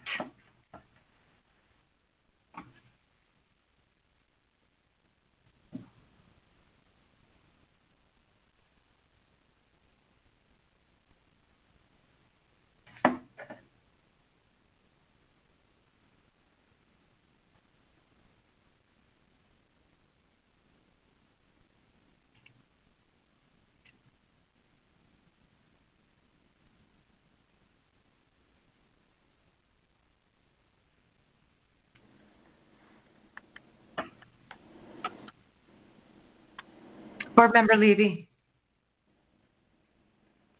Thank you. Quick questions. Question. In our minutes that we approved for tonight, it referenced that this plan was postponed so we could look at it in conjunction with 511 affirmative action. And I was a little disappointed. I was very excited to work with both Attorney Love and a representative from Cambia to work through that affirmative action plan that was connected to this one while we postponed them to put them together. Dr. Kieser, could you give us a little information? And I got the email about the questions that we should be asking ourselves.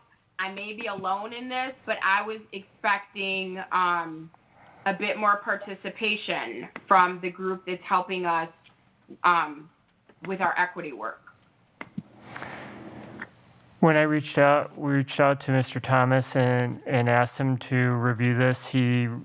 They took the policy, they reviewed it. When they sent it back, as they read through it, their response back to us was more of a reflective question in terms of not specific adjustments to this, but to the point that I shared with the committee, if we are looking to adopt policy that is more in line with an equitable vision of our district, these are the reflective questions that we need to ask. So they, absent the context of our specific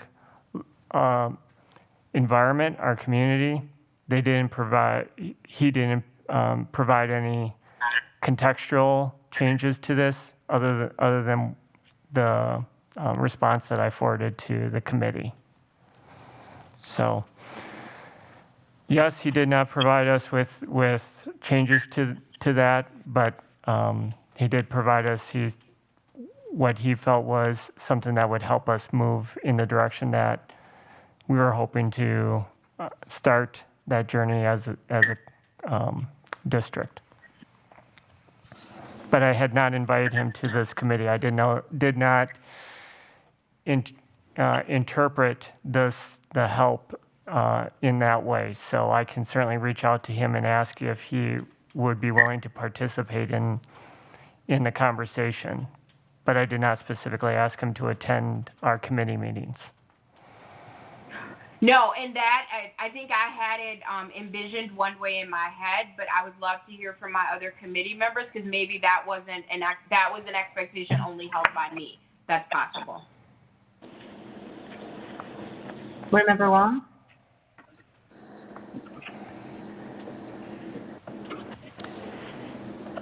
Again, it was my understanding as well that we would have some feedback. Now, whether it was in person or if it was, with them being part of this committee or working together with Attorney Love or administrative staff, I don't know if that was clear, and I can't recall that or not.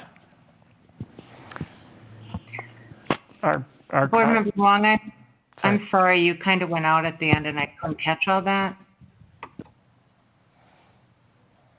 Would you mind repeating? I'm sorry. I said that the information that my understanding was there was going to be communication or a connection with Cambio Group along with the Attorney Love to determine what they would say and provide their input. Now, whether that was in this committee or if it was not going to be, I don't know if that was clarified. I can't recall that. Okay, thank you. And I guess to answer your question, Board Member Levy, I was expecting what we've got. I wasn't expecting Cambio to actually be here or a representative from the group. But I was expecting the input in the written form, as we have. And of course, we have Attorney Love here.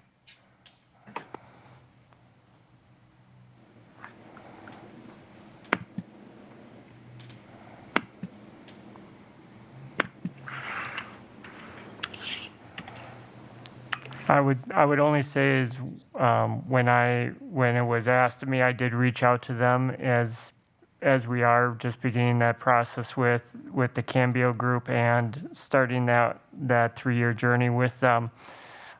This was an ask, and say this was not an original specific part of that, but would you be willing to? They did extend that that indication that they would. So I can go back to them if the committee would like more specific detail. I can coordinate a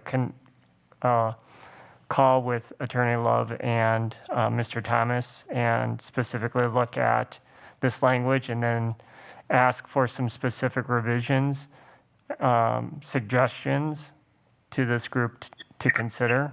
But Board Member Levy, is that an old one or a new one?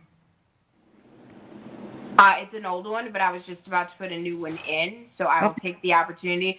I think we're here. We have the work in front of us. Let's get started on the anti-harassment and the affirmative action. And if we come to a spot where we want their specific input, then if you could take that back to the group, I think that might be the best course of action at this point. I agree. All right. Do we want to look at them side by side? So, because that was the intent, was to have these side by side, because the one does refer back to the other. Can you put that up on screen, Dr. Kieser? I would only be able to do one at a time. I thought so. I wondered if, with my technological background that Board Member Wong knows I have, I just thought perhaps there was something I was missing. No, I apologize. I forget that I'm. No, It's it's fine. Oh, Dr. Kieser, I'm making fun of myself right now. I'm with my little technical. I know, Board Member Wong, you want to say something? No, okay, he's holding off.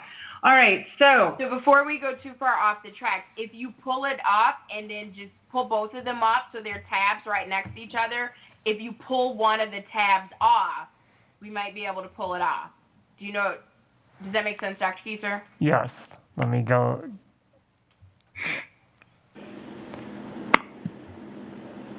thank you, Board Member Levy.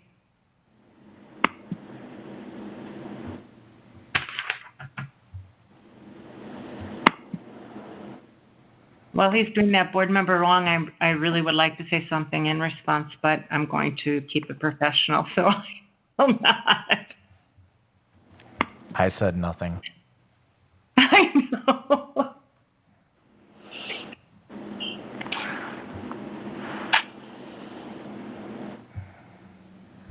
All right. Let's see. I just need to resize.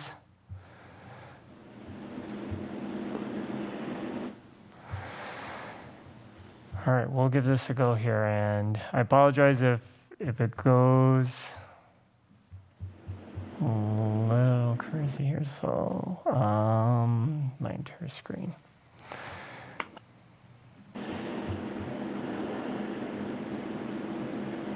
Are we seeing two policies side by side? I can't see anything yet. Nope. Okay.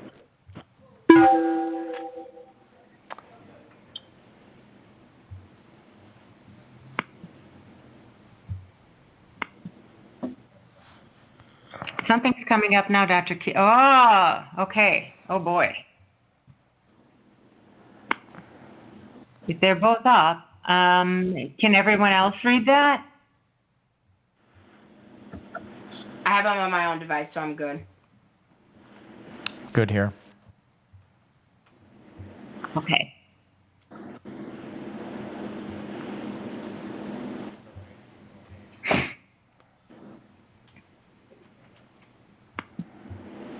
Thank you, Dr. Kieser. Here we are.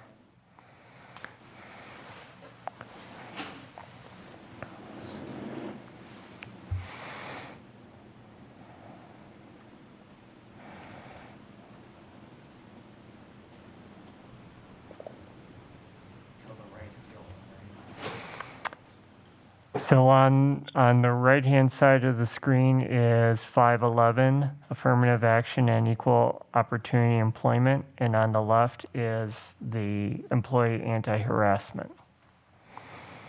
In part, the affirmative action, equal opportunity employment, it speaks to not only the opening kind of preamble talking about the beliefs, but then it goes specific into the report and investigation components of equal opportunity.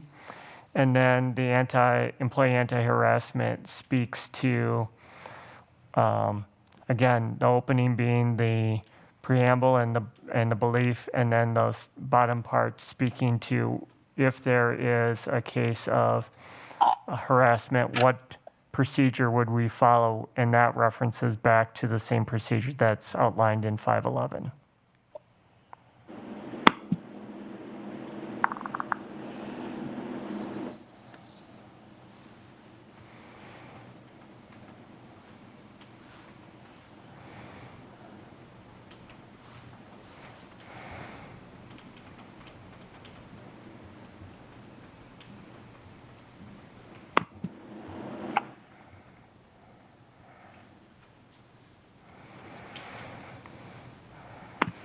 Can we get started with reviewing 522.6? That sounds like a good idea.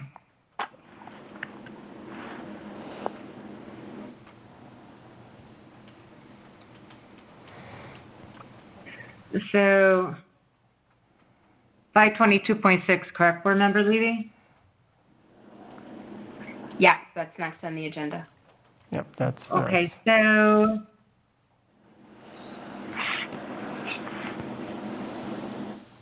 let's just take it paragraph by paragraph then, if that's all right with everyone.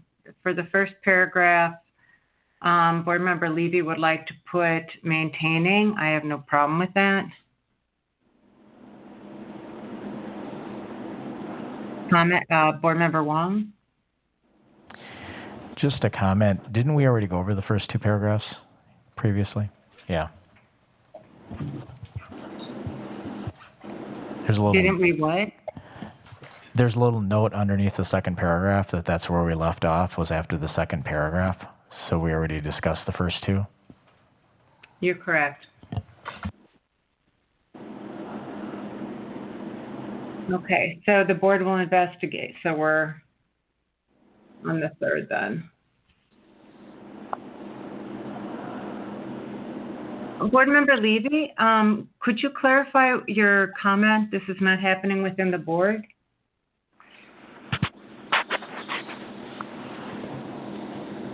Well, let me pose it as a question, because I know personally of several incidences of harassment, etc.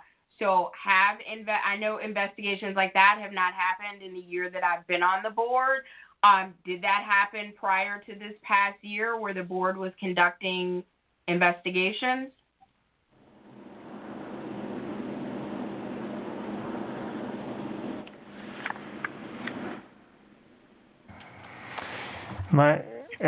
This might be a clarification from Attorney Love, but in that paragraph where it's the board will investigate, it is really the investigatory body is HR who is investigating that, and then if the complaint rises up through and appeals to, it will eventually get up to the board level. Right, so that was my comment, because this says the board will investigate all allegations of harassment, and it's my understanding that that's not what's happening. So either that needs to happen, or we need to change this language so it reflects the experience. So I think you could simply modify it to say all allegations of harassment will be investigated in accordance with policy 511, affirmative action and equal opportunity employment.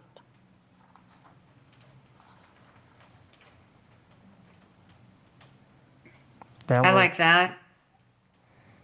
I'm sorry, Dr. Kieser, did I interrupt you? We said the same thing in unison.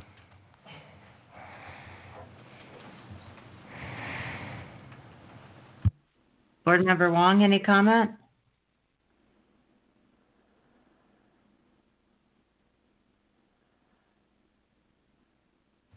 No. Okay, so I'm sorry. Ms. Scholl, would you mind rereading that? Did you catch it? Yes, I did. Thank you, ma'am. The paragraph will start, all allegations of harassment will be investigated in accordance with Policy 511, Affirmative Action and Equal Opportunity Employment, and in those cases where harassment is substantiated, the board will take immediate steps calculated to end the harassment, prevent its recurrence, and if applicable, remedy its effects. Individuals who are found to have engaged in harassment will be subject to appropriate disciplinary action.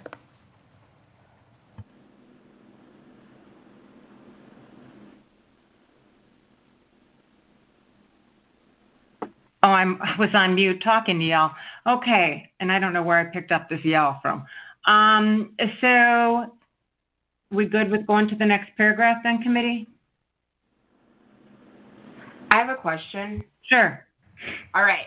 So we have to keep in mind that this is a policy for the school district of Beloit, and our most recent history has been that employees have been harassed.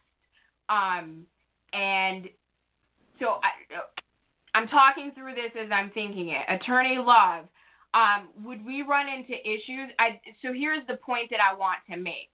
I don't care who is doing the harassment, whether they're at KEC, whether they're in one of the buildings, that everyone will be dealt with, because I think that the spirit in the district among some employees, that it depends on who's doing the harassing, whether or not they will be disciplined.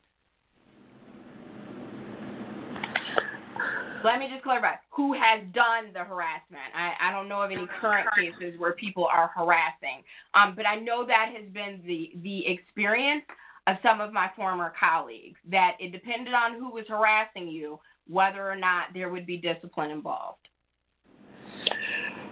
Well, each case is investigated on its own merits. There is no set formula as to what level of discipline might be imposed in any individual case. The law says that any steps that are taken, and it doesn't necessarily have to be discipline, but any steps that are taken must stop any harassment, prevent it from recurring, and remedy any issues that have arisen from potential harassment. So your action could be simply republishing the policy, depending on the nature of the harassment. It could be all the way up to termination of the individual who has been accused of harassment. So every case is different. The steps you take to remedy the harassment will not be the same in every case. Is it worth emphasizing that we don't care who the harasser is? That does not make them immune to the consequences, with the backdrop of that has been the experience of some employees in the district. I mean, we could find a place to emphasize that. I think it's in there. And then later in the other policy that deals with how it's investigated, it talks about who does the investigation and addresses those things again as to what steps will be taken. But if you wanted to add language that said that every individual found to have engaged in harassment will be subject to corrective action. We could certainly add that. I would not encourage you to say discipline, because sometimes you determine that discipline is not necessary based on the allegations the record of the individual involved. Like any discipline, you look at the totality of the circumstances. Thank you so much. I would love to hear from my other colleagues on the committee. Board Member Wong? You're not referring to past harassment situations, are you, Board Member Levy? Is that what we're addressing here? Is that? I am. Here's my thing, and I'll be as clear as possible.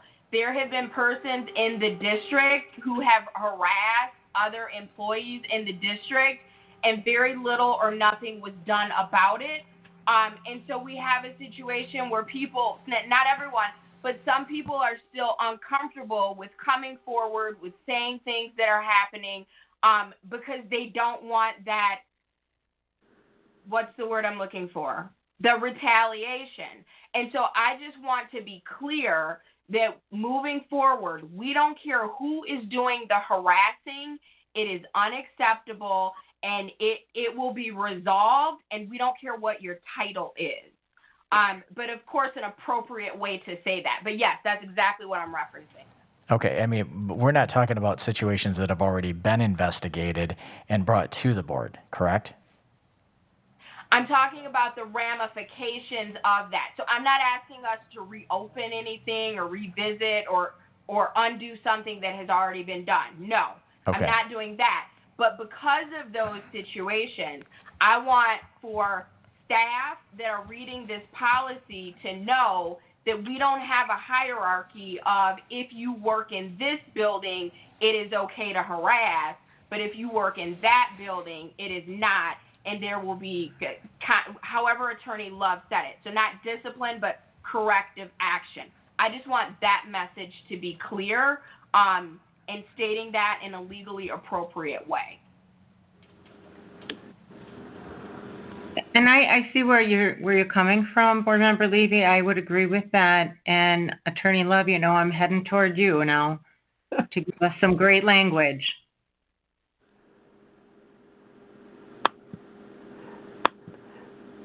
So let's look at that paragraph, because I think that it already addresses this issue, though I'm sure that we have language in here about not retaliating, but in that what would it be, the third paragraph, the board will investigate all allegations of harassment. In those cases where harassment is substantiated, the board will take immediate steps calculated to end the harassment, prevent its recurrence, and, if applicable, remedy its effects. And then we say individuals who have been found to have engaged in harassment will be subject to appropriate disciplinary action. So I don't know, are you saying you would like to add language that says regardless of their position with the district? Yes, something to that effect. And the only reason I bring it up is because that is the part of the policy that has been unchanged, but I can tell you that that has not necessarily been followed. So I just want us to be clear that we are not looking at titles as to the enforcement of this policy, that this policy applies to all of us. And you could add that language, but if I could just make an observation regarding harassment claims and investigations, and I've been doing it for a long time. There are often, because of the confidentiality of personnel records, the steps that an employer takes to address harassment cases and issues are not published. So a complainant, often someone who is a complainant in a harassment case, they want the accused harasser gone. The law doesn't require that, and that is not always necessary. I mean, sometimes, yes, termination is the appropriate action, but the law doesn't require it. And especially in the public sector with due process, you have to weigh and apply due process in your other policies regarding discipline. So you will not terminate in every instance. And I would say that in many cases, when someone has accused another of harassment and the harasser is not terminated, the victim, the accuser, does not feel that the appropriate action has been taken and will not be satisfied with that, and they feel that the harasser got away with it.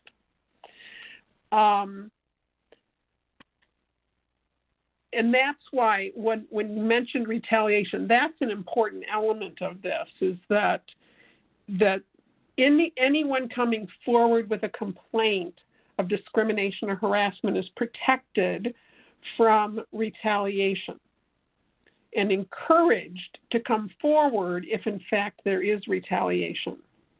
That is the protection that the employee and the employer have if the steps that were taken did not accomplish what was intended, which is to stop the harassment and prevent it from recurring and to avoid retaliation. So I just offer that as kind of an explanation of what happens in these cases. Given that, I think you can add language in here. It will not change the legal weight of the policy to add to the end of that paragraph appropriate disciplinary action regardless of the employee's position with the district.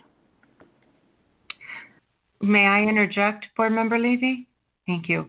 Attorney Love, thank you for that explanation. And Board Member Levy, as soon as I'm done, please go ahead with what you would like to say. I'm just looking at the time, everyone, and it is 6:55, and we're right in the meat of it, but I think we need a break before the board meeting starts at 7.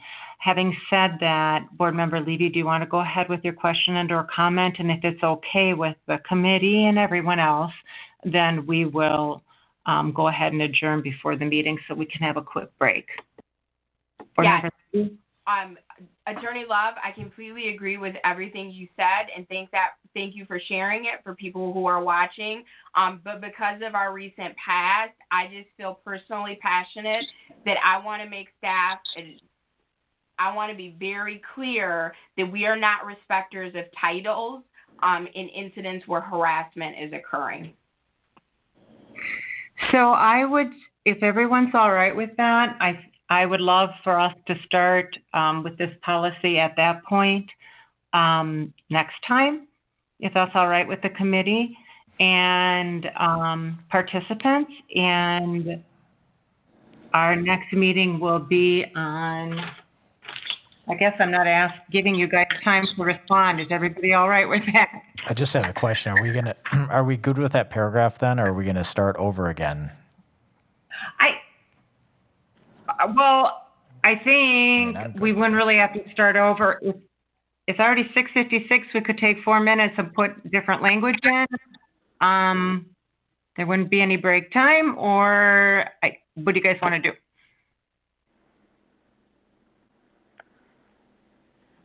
Ms. Sho, could you just put a note in to the language that Attorney Love suggested? I am 99% sure we are all on board with that, but could we just pick up with that spot?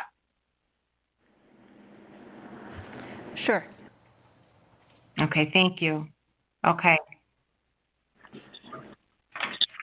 So does that answer your question then, board member? Okay, all right. So then, our next meeting date will be Tuesday, April 13th, time to be announced.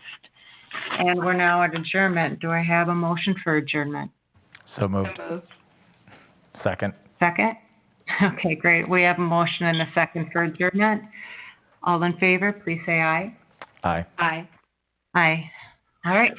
Meeting is adjourned. Thank you. Good night, everyone. Thank you, Attorney Love. Good night.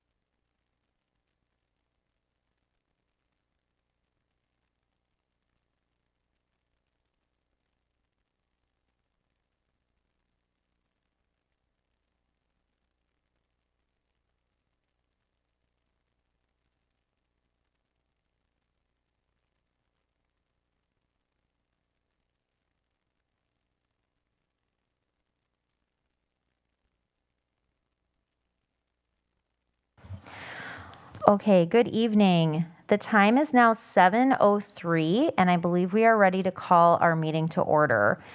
Let me just make sure everybody's here and ready to go. Ms. Schultz, may we please have a roll call attendance, please? Anderson, Present. Jacobs, Here. Levy, Here. Miller, Present. Delgado, Present. Wong. Present. All members are present with Miller and Wong in the boardroom. Thank you very much, Ms. Schultz. May I please have a motion to approve our agenda? And if anybody else has amendments to make, let me know. But as I have it right now, we would be moving to approve the agenda without items 7G through 7L.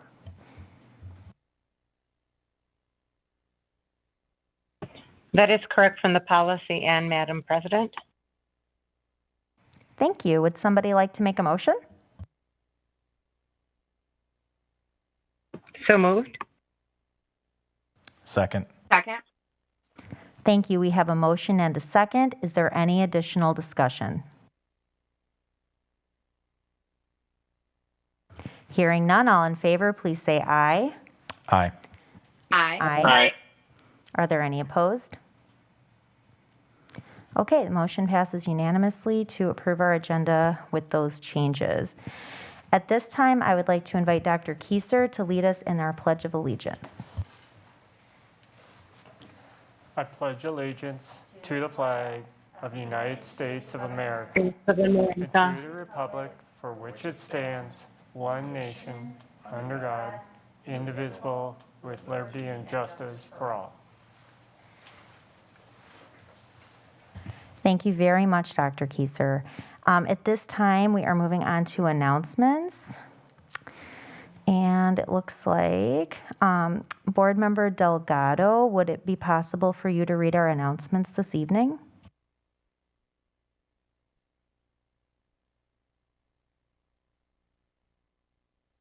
Sure can. Thank you.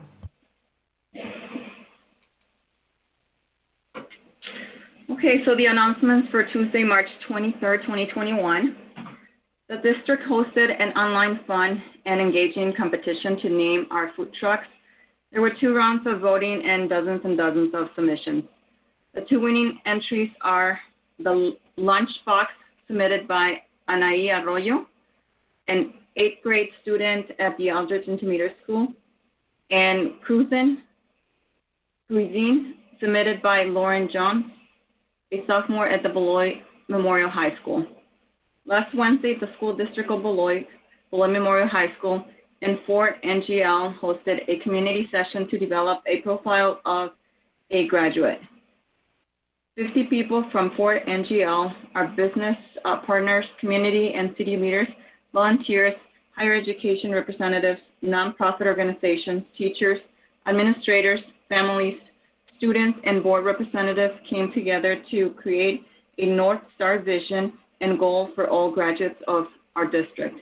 Next step includes creating a profile of graduate document to reflect all the input and information from this session. This will also be referred to in the upcoming strategic planning of our district. Each quarter, district staff nominate their peers for recognition under our All-Star Award program. Award winners receive a certificate, a small gift, and a recognition on our website and Facebook pages. This quarter's All-Star Award winners are Brett Berg, Deb Edmonds, Ann Fleesick, Dave Gary, Brandy Grady, and Kathy Reichek. March 2nd was the National Red Cross America, and we hosted an online campaign encouraging families to share photos of their children and teens reading their favorite book. District staff also share a photo of themselves reading their favorite childhood book. Our staff photos were created into a banner that was uploaded to Facebook and all district websites. We ended the campaign with a random drawing of all photos uploaded by families to Facebook, with the winner receiving a basket full of their favorite books. Beloit Memorial High School student Hunter Thomas was the lucky winner. We share the photos of all participants in a video on our Facebook page and website. The School District of Beloit has released and premiered the district video, All Children Can Dream and Think Beyond Now. You can view this video in English and Spanish on our Facebook page, every homepage of all district websites, on our YouTube channel, and on Spectrum Cable Channel 991. And this ends our announcements. Thank you so much, Board Member Delgado. Really appreciate it. At this time, I'm going to hand it over to Ms. Christopa for recognition of Carrie for a donation of hand sanitizer. Good evening, everyone. We are very grateful to Mr. Jim Egan, Corporate Affairs and Communications, North America at Carrie Inc., for their generous donation of 3 pallets of hand sanitizer to our district. That is a total of 576 gallons, I say gallons, of hand sanitizer. With our cohort in-person learning to begin on April 8th, our staff, students, families, and board thank Mr. Egan and Carrie for thinking of us and helping us to keep everyone safe and healthy. Desmond Tutu said it the best. Do your little bit of good where you are. It's those little bits of good put together that overwhelm the world. Thank you, Carrie. You have overwhelmed our world and us with your generosity. Thank you once again. Thank you so much, Ms. Christopa. At this time, we're going to move on to public comment. I know we have at least one email that was submitted. Is there anybody in attendance today that would like to make a public comment? All right, so we have one in person, and is it just one via email, Ms. Shope? Okay, so at this time, I'm going to read over our public content piece and then welcome our public comments. All right, let's see. Am I on the right thing here? There we are. Okay, citizens are welcome to attend all open meetings of the Board of Education. Robert's Rules of Order will be followed at all times. Persons attending board meetings are expected to conduct themselves in a respectful and courteous manner that models appropriate behavior for our students. Persons wishing to comment are expected to comply with the following norms in order to maintain a respectful and orderly meeting and to protect all persons, including members of the public, district employees, and district students from personal attacks or discussion of confidential matters in a public forum. Comments should be directed to members of the Board of Education and not district employees, students, or other members of the public in attendance at the meeting. Comments that attack any individual personally or professionally or are derogatory or demean others will not be tolerated. Personnel matters or concerns regarding specific district personnel are not appropriate topics to be addressed during an open meeting and should be handled in accordance with district policy and procedures. Concerns or questions regarding students will not be allowed. Comments regarding another individual's membership in a legally protected class, i.e. race, sexual orientation, religion, etc., is strictly prohibited. Response from the board will be limited to clarifying inaccurate information, seeking additional information from the citizen, or acknowledging that the citizen has been understood. The board will not debate with the citizen, and the board may not take action on an item raised during public comment that is not on the meeting notice or agenda. The chair will interrupt and rule a citizen who violates any of these norms out of order. If ruled out of order by the chair, the person's opportunity to address the board will end immediately, and the microphone will be turned off. A citizen who violates these norms may be restricted from making public comments at future meetings. Thank you for your participation and courtesy. All right, Mr. Levy, would you like to start us off this evening?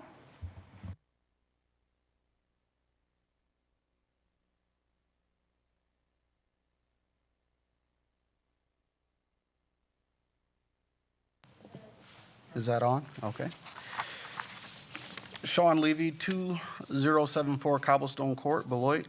I'm speaking tonight to thank the Board of Education for your most recent 6-0 vote and decision to return to in-person learning beginning in the 4th term. As a parent, I supported the 7-0 vote and decision that the Board of Education made to begin the school year in distance learning to protect the health and safety of our children and the people who take care of them daily and ensure that they are educated. As a parent, I support the return to in-person learning based on science, the context of our local condition, and our evolving understanding of COVID-19. Based on science, the CDC has consistently called for schools to implement the 5 mitigation strategies of consistent and correct use of masks, social distancing to the largest extent possible, hand hygiene and respiratory etiquette, cleaning and disinfection, and contact tracing in collaboration with the local health department. And in the last few weeks, even more recommendations and guidance from the CDC has come forth that make a return to in-person learning possible. The context of our local condition, although there is still evidence of ongoing person-to-person transmission in Rock County, the metrics have changed in a positive trend, and now we've experienced multiple weeks where the percent of tests that have been positive over the last 14 days is below 5%, which places our school in the lowest risk of transmission designation, according to the Rock County Public Health Department. Also, many of our educators have now and are continuing to be offered the opportunity to be vaccinated. The return to in-person learning is much safer both physically and psychologically. I also am an educator. It's just easier to do your job knowing that you've greatly reduced your risk of getting sick and dying.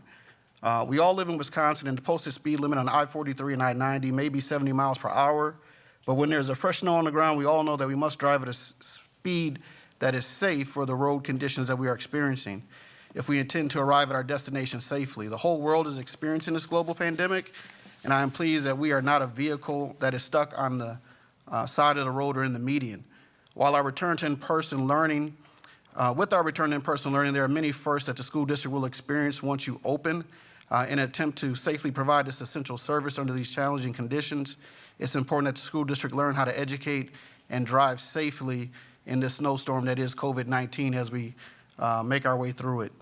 We know more than we did a year ago, and we're currently in a race for vaccines versus the variants, whereas a year ago we were in a race for a vaccine.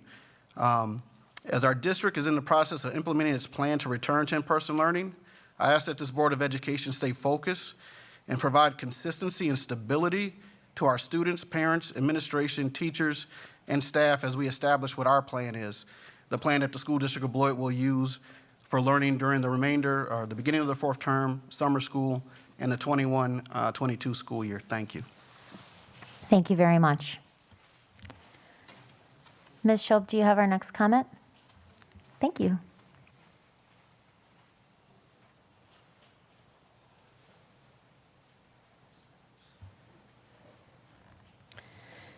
This is an email from Pam Charles, 2227 Carnforth Place.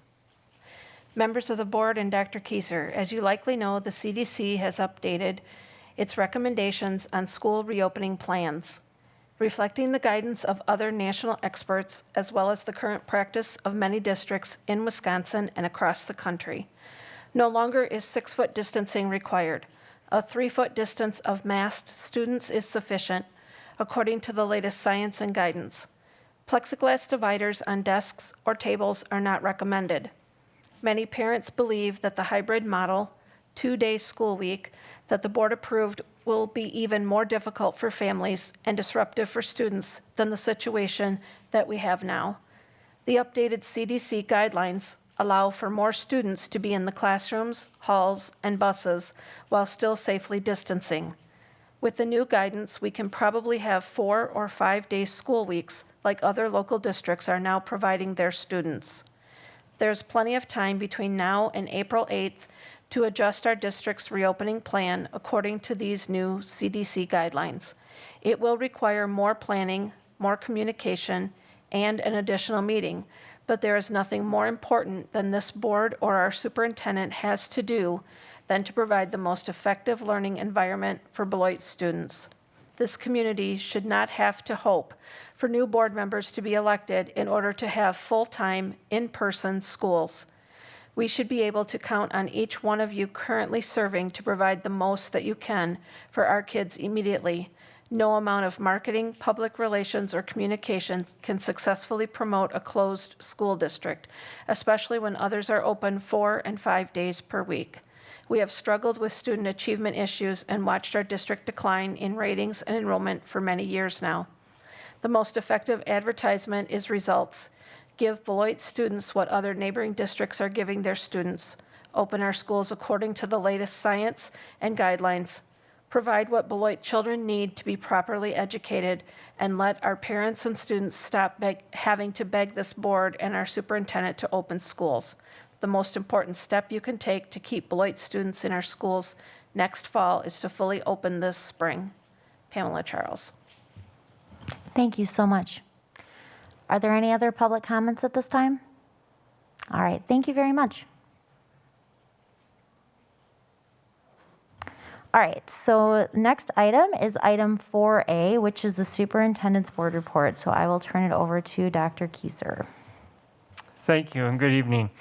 So I'm excited to have the team that has been working on these district board goals that we established way back in this fall, so October. And as we reflect back, we reflect on the process that we use within the school district Beloit, within all of our schools, what we call our continuous improvement process. Whether it is through professional learning communities or PLCs, or a transformative leadership process that our Professional Administrators Association promotes, the idea of continuous improvement is the hallmark of our vision for Beloit moving forward. How do we make next year better than this year? How do we make this year better than last year? No matter what your background is on continuous improvement, it really distills down to 4 basic components. The first one being that you focus in on no more than 2 to 3 goals. Next, you act on measures that you will monitor throughout the process to determine whether or not you're making progress towards those goals, and if so, whether you double down or you have to change your direction and move in a new area. You have to have a way to monitor those goals. So having some sort of progress monitoring tool, sometimes referred to as a scoreboard or a dashboard. And finally, you have to have a system and structure of feedback and, as again, progress monitoring to make sure that you keep coming back to these goals and make sure that you are addressing the need to move forward and double down or make adjustments because you're not making the progress that you thought. As we established the goals back in October, I brought these back to the executive director team and the director team across all of our departments. There's not one department within the district that is not working on one or more of these goals in conjunction. And so I'm thrilled to have the people who have been taking these goals, making them a part of their day-to-day work, speak to the work that's been done thus far. Knowing that this is a pandemic and that pandemic has created unpredictable issues throughout the year, we are not where we would want to be had we been able to focus on these in the manner that we planned on back in October.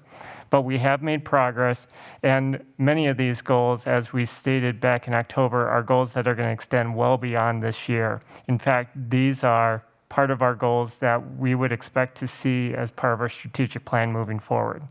So as I bring up the slide deck, or if someone else is going to be driving the slide deck, I will be turning it over to our pupil service, teaching, learning, and equity, business, facilities, operations, and human relations department members to talk through each of these goals.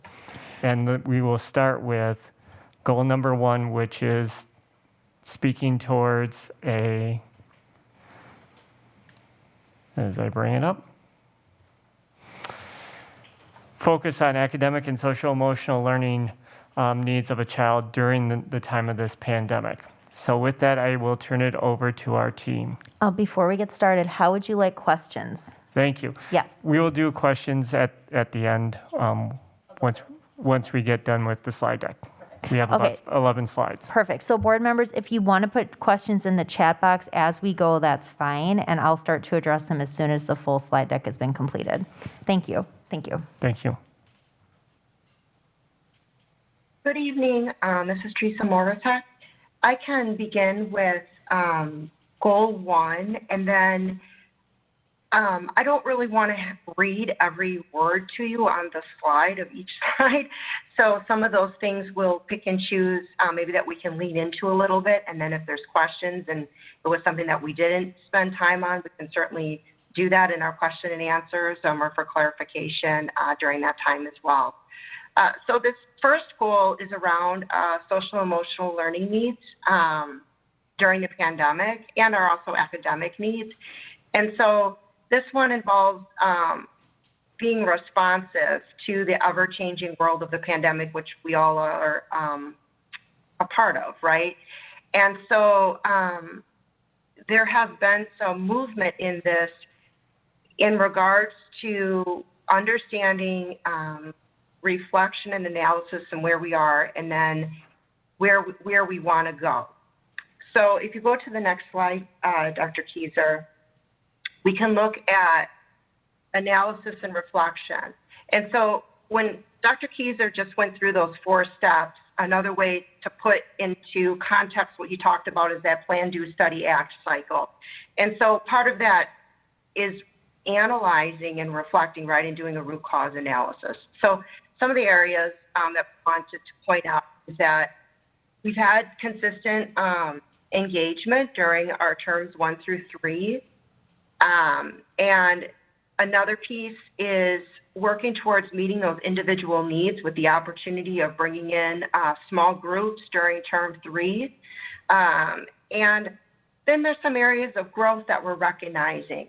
An area is understanding its connection to actual learning, right? That those are linked. Social emotional learning is linked with academic learning. And so as we work through that piece with our administrators, we're talking with them about how they're bringing that to the staff. And another really important one, I think, is understanding how systematic racism affects social emotional learning. And so some of those more antiquated practices of SEL have been criticized in leaving out the actual effects of racism on students in a community. And so thinking it through that with our staff as well will be some areas of growth. Thank you. And so progress to date, these are some things that we have done. We have those explicit, first let me step back and just say, we recognize that SEL, social emotional learning, has to happen both explicitly and embedded. And so you have to have intentional times that you are addressing it. We have core curriculum for that in our second step, and then our 7 mindsets is a recent purchase that Eric can also speak to about some of the professional development there in just a minute. Also, this continuous improvement planning on equity, the team has done a really nice job starting last spring and bringing in some equity audits that the schools were engaged in to inform their own continuous improvement process and planning. And then that castle, those are the critical areas of SEL, and that's a framework that you can work off of. And so that Reunite, Renew, and Thrive has been brought into the loop. I think our first time we brought that in was in January with or maybe December, because it was before winter break, so it was December. And thinking through a roadmap and how we're bringing SEL into the fold, especially with the return into schools. I really like that document and that framework because it does recognize the role that racism takes when addressing a safe environment for kids, a sense of belonging, and then understanding that self-care piece isn't just for kids, it's also for adults. So that's been a grounding document for us and will continue to be as we grow into it. And then, Eric, would you like to come off the mic and speak to a little bit about the 7 mindsets and then the PD provided for staff around adolescent mental health and trauma? Sure. Thank you, Eric. Yep. So for 7 mindsets, obviously we understand and we know that in order for a new curriculum to be able to be delivered with fidelity, there needs to be some intentional professional development and training of the staff around that. And so the secondary level has been working on getting staff trained to implement the programs within 7 mindsets. The intent is to be able to start delivering some lessons as we embark on coming back, and then really have things set to go for next school year. In terms of professional development around the adolescent mental health and trauma, we have had, as part of our school safety grant, there's been mental health training, secretaries, admin assistants, student services staff have gone through some training, our security guards have gone through some training. There's also been some advanced training provided in a 3-part series to our student services staff, which are the staff members that are actively supporting our students with some of the most significant mental health needs currently, and continue to do so as buildings identify them through their students of concern meetings. Thank you, Eric. The last bullet point on there is one of our Hanover research projects coming to fruition. And so as we've been working in partnership with Hanover, if you recall, I think it was Dr. Keyser's last board meeting presentation, or one of them, he talked about a series of projects. And so what this one is doing is recognizing that we really want to know what our students are experiencing and feeling. And there's this quantitative survey, but then also allowing student interviews to capture actual qualitative data, conversations. It'll allow us to have potential quotes or to examine themes in a qualitative way. And that's important because oftentimes in education, we put a lot of weight on the quantitative piece, and there's also value in looking at qualitative data and what people are actually saying. And so that's a project that has been designed that will be implemented going forward.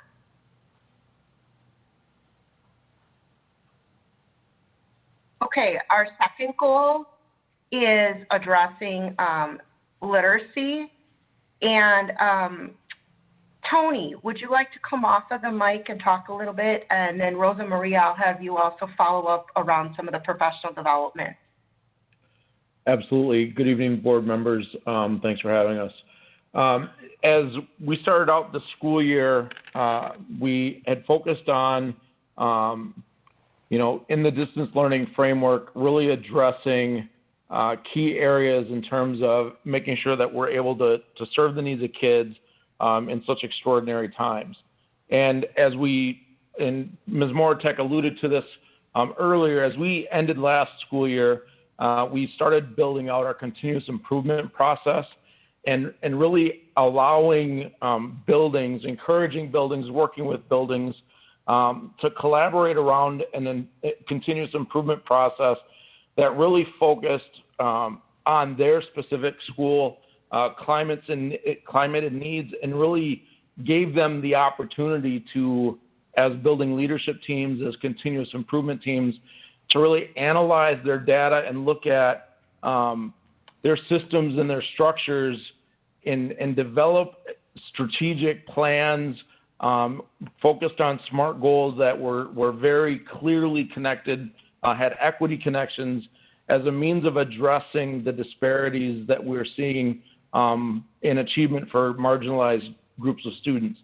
And so over the course of this school year, we have seen a lot of focus from buildings and also at the district level in terms of how those building level plans have aligned with this goal in particular and our short-term goals overall, and really helped us develop a more strategic approach to meeting the needs of each building. And those continuous improvement plans have really, again, focused on needs assessments that each building conducted, and have really developed into plans that very specifically address specific root causes at each of those individual buildings. All of our buildings have a school improvement plan, and we're went through the continuous improvement process together in a very coherent structure. And as each of those buildings develops their plan, we ask that they look at their subgroup data. We ask that they analyze those root causes in over the course of this year, and as Dr. Keyser talked about at the beginning, moving into years coming, how that continuous improvement process builds upon itself, those systems continue to strengthen, and we use that as a catalyst for improvement over time. We think that's a critical opportunity for us to leverage in the district. We've worked closely between building level teams, central office, also enlisting support of CISA 2 in our efforts to improve and really focus our continuous improvement efforts. And I think that's really starting to help our buildings focus on their improvement targets. As we focused also on literacy, some of the other things that we've done is really through our professional learning community structures. We've had a great opportunity this year to utilize our Wednesday time to allow our building level teams, our professional learning communities by grade level and content area to really focus and strengthen on priority standards that were set last summer going into the school year, and really be able to analyze their data at the classroom level, at the teacher level, at the student level, to best meet the needs of their individual learners. That's another area that, despite the fact that we don't have a lot of standardized assessment data, because we haven't been in buildings to do some of our standardized tests, we have been able to work collaboratively within these PLCs to really analyze the needs of students and adjust instruction to better meet the needs of those learners. And again, in such extraordinary times, our staff has really done a lot of heavy lifting in this area. Thank you. I'm sorry, go ahead. Thank you. I wanted to just jump in for a second, Tony, if you don't mind, just to kind of talk a little bit about that's the continuous improvement at the building level, and then also how through our analysis and reflection, we've done some identification of needs as well. And so that's what's on this slide that Dr. Keyser is showing. I jumped ahead a little bit, so I apologize. And some of those things too that we want to work on is needed growth in asset-based mindset and language. And I bring that up tonight because I think it's really important that we talk about data, that we think about the language we use. So in that conversation and the conversations with schools and school improvement, how are we calling attention to a need in those persistent unequal academic and social outcomes that we've had for students in certain groups? And how are we calling attention to that sense of urgency, but also not falling into a trap of deficit language and mindsets? And so that's some work that we need to do, I believe, and how do we have both high expectations and high levels of support. And so really changing the narrative and how we think about all of the wonderful things our kids are doing, the excellence that is already within our children, right? We are not fixing kids. And so that's some of the work that I believe I'm excited about going forward, and there are important conversations that we need to have. And Tony touched a little bit on some of that professional learning community work that we've been doing. This year has lended itself to that opportunity to lean in a little more with professional learning communities on the Wednesdays. So we're working through what that'll look like in the future to keep that momentum going. Next slide, please. And so Tony touched upon the SMART goals, and that E is intentional because that has equity at the end of a SMART goal. So those are commonly written in school improvement. And could you speak a little more to what you wanted to add, Tony? And then I think Rosa Maria could really touch on some of the professional development that she has been doing with staff in regards to literacy.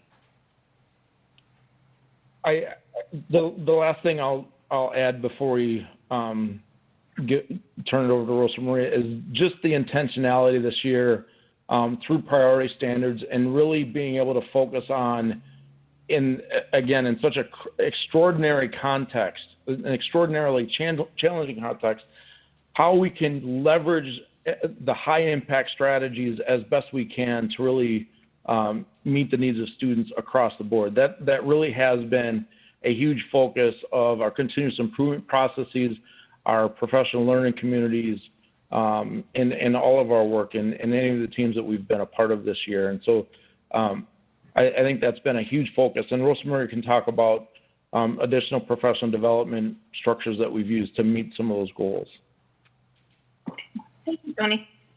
Some of the things that we have been doing this year, I reflect back on this year, and it's been a very productive year as far as doing the professional learning with our teachers and with our staff. One of the things that Tony set up before the school year even started was contracting with CISA 2 to help us with, which we did start last year. It's called Thinking Maps, which is one of Hattie's high leverage strategies with concept mapping. And we last year trained our dual language and EL teachers. This year we have extended that to the entire elementary staff for the most part. The other thing is that we've done a lot of work with foundational skills, and part of that was because of the high quality materials adoption that we're working on this year. We were piloting, so the companies have been able to help us with that. But in addition to that, there has been book studies and other work done regarding foundational skills. The other thing is that our EL teachers, we had some that were trained to be trainers of sheltered instruction, which is a strategy that has been used in the world of English learners and bilingual education for a very long time. But this was extended to our intermediate staff, where the teachers are able to differentiate instruction for all of our students. One thing that we did do with our EL teachers this year is that we started training them on coaching. Besides supporting the students in the classroom, we do want them to start supporting teachers through the coaching practices, especially as dual language has expanded in our district. We find it very important that the EL teachers would be able to support the classroom teachers in how to, especially in the area of language development with our teachers. The other thing that this year, Wisconsin adopted a revised version of the English language arts standards. And this is something that maybe, we can definitely, give you more information about it. It's something that I'm, as I read through them more and more, I become more excited about what Wisconsin has decided to do with our language arts standards. They are highly tailored to our students in our district, I believe. They did include some key shifts, which the first two they are claiming are unique to Wisconsin. The first one is the students keeping their identity and also learning about other people that are different than them. And the second shift is all about flexibility of language and how students, their home language or their home dialect should be honored and should be the bridge for the students to learn more academic language. So those are all the things that we, many of the things that we have been working on this year. I see in here as well about the vision for literacy and empathy groups. I think, Teresa, that's something that you may want to. Sure. I'll touch on that just briefly because we do have in April the materials adoption presentation, so we'll go into more of that then. But something that we wanted to do was just begin to formulate what's the vision we have for literacy in the school district of Beloit. And because materials are within the context or couched in that overall broader vision. And so what we wanted to do was run a series of empathy interviews. An empathy interview is a way to do a focus group interview. And what you're trying to do in that, it's really oftentimes an equity strategy, because what you're trying to do is lift a voice through storytelling. So you might start off with saying, tell me a little bit about how you learned how to read. Or what are your hopes for our kids? What are your concerns for our kids? And in addition, coupled with this type of interview process, and collecting all of this qualitative data and identifying themes across these different stakeholder groups, we're also intentional in forming some affinity groups. So we had different groups that identify racially to pull together ideas where sometimes voices are lost in the crowd. And so that was also intentional. And again, we can go into that more during the other presentation, but that allowed us to hear from everyone and to hear lots of voices in different groups, an intentional way to create a vision, an actual, what do we say we want for our kids? And then that vision will inform our programming commitments. And once we have the programming commitments, then we can think about, the materials that we want and the materials that we don't want anymore is probably the best way to summarize that.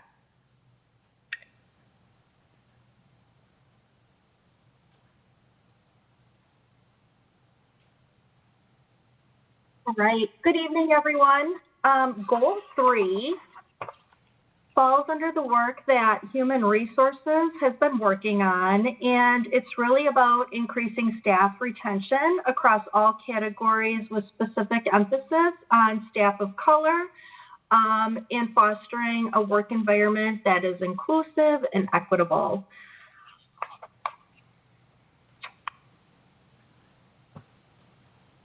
So in regards to the analysis and the reflection around that, each year we have a culture survey, and that is extended to our staff twice a year. In fact, right now we have our spring survey, and that is active until March 26th.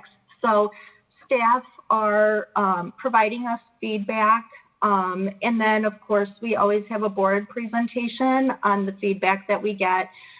It gives us an idea of where our opportunities are, and really at the end of the day, it's about measuring employee engagement. The analysis on the needed growth for diversity. So we are pulling metrics on a more frequent basis on turnover and retention, and we're including diversity metrics within that report, and we'll be reporting that out in April to the board. This allows us to really be intentional with hiring, and we know where our opportunities are. We also talk about needed growth and platforms for recruitment, and I'll talk a little bit about that more on the next slide and some of the things that we've been able to put into place. And then the needed growth for increasing opportunities for growing our own pipeline. So we're really in the infant stages of really doing the work around creating pipelines. So we currently do have some residency programs where we're partnering with UW-Madison. It's called the UW-SET program. Missy Beavers has talked with the board about that program in the past, but what that has allowed staff members with a bachelor's degree that are interested in pursuing their special education degree or certification is that they can do their classwork with UW-Madison. They're provided a stipend for the year, and then their student teaching would be done here in Beloit. So the whole idea around that is that they would come back to Beloit and teach for us. And then just recently, Mr. Bosco had worked on creating a partnership with Concordia to help ESL teachers gain their certification. So we do have a couple of things in the works, and we understand that there's a lot more work to be done with pipelines. And with a recruiter coming on board, we're hoping that that person will build the relationships within the different departments of the district and kind of help some of the heavy lifting with that project work. There's also the needed growth and retention efforts. And so really when you talk about retention, it's really about employee engagement. And so on the next slide, we'll talk about some of the things that we've put in place to really drive employee engagement. And then the last bullet point, reflection and change in process and procedures to support retention. Again, we'll talk about like our staff handbook on the next slide and some of the other things that we've put in place to drive that. So this first bullet point is increased mentoring opportunities, and Michelle Elliott is with us, and she's going to talk a little more about that for us. Hi, good evening, Board of Education. So a couple of things that we've done this year when it comes to kind of how do we stop that revolving door. We are continuing to be a part of the new Teacher Center through CISA 2. So we have 3 graduates. Last year we have 4 people in year 2 and 8 people this year. So we have a new Teacher Center in every building. And what does that look like? They are getting high quality professional development kind of turning them into mini instructional coaches, really working with new staff, and this program is dedicated to making sure that new staff stay in education. And it really looks at how do you use mentoring for equity. We also updated our mentoring handbook this year. We trained about 165 of our best teachers with the DPI mentoring training this summer. And currently we have 145-ish mentees that we are working with. And who gets a mentee? DPI has expanded those criteria in the last couple of years. So anyone 0 to 3 years in education, we need to really be looking at what is it that they need. Also, anyone that has a 1-year stipulated license. And so really kind of trying to get down to like those subgroups. Like if you're on a stipulated license, what is it that we need to do to help you to get certified? Is it to help you find a career path? Is it to give you a mentor that is in that area that can help you? So really trying to figure out what is it that our subgroups need so that we keep those staff members in the school district of Beloit. So we're going to continue with really trying to figure out what is it that our staff needs so we can keep them, so we can stop that revolving door. Thank you, Rochelle. This next bullet point is our commitment to improving perceptions and experiences of current staff. And so really how we measure that is through our climate and culture survey. The one exciting thing that we're doing this year is we're actually using our data using that as part of the school improvement process. So, gathering data from a climate or culture survey and really not doing anything with the data,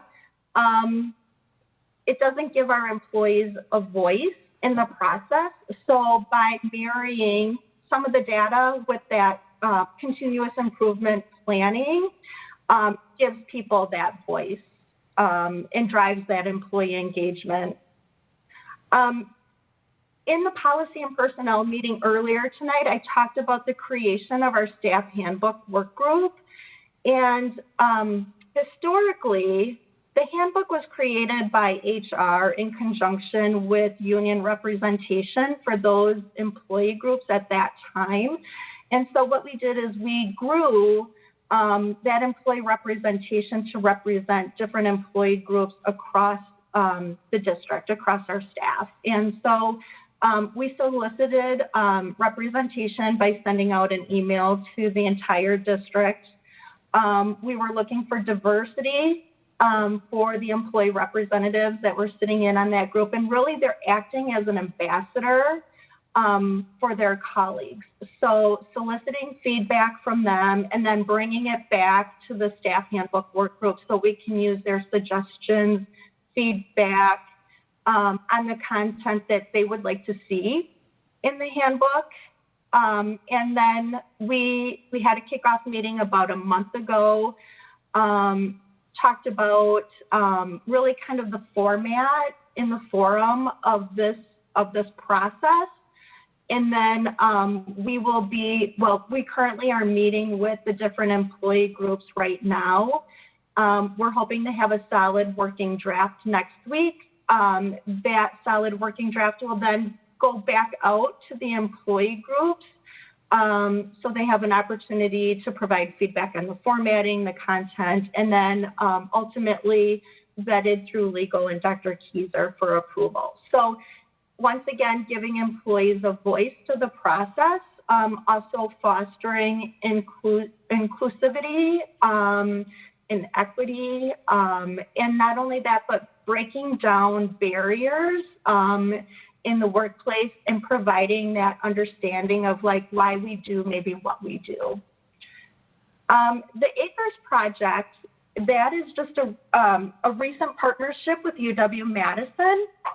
And so that is a tool or a resource for our staff that have an emergency license in special ed.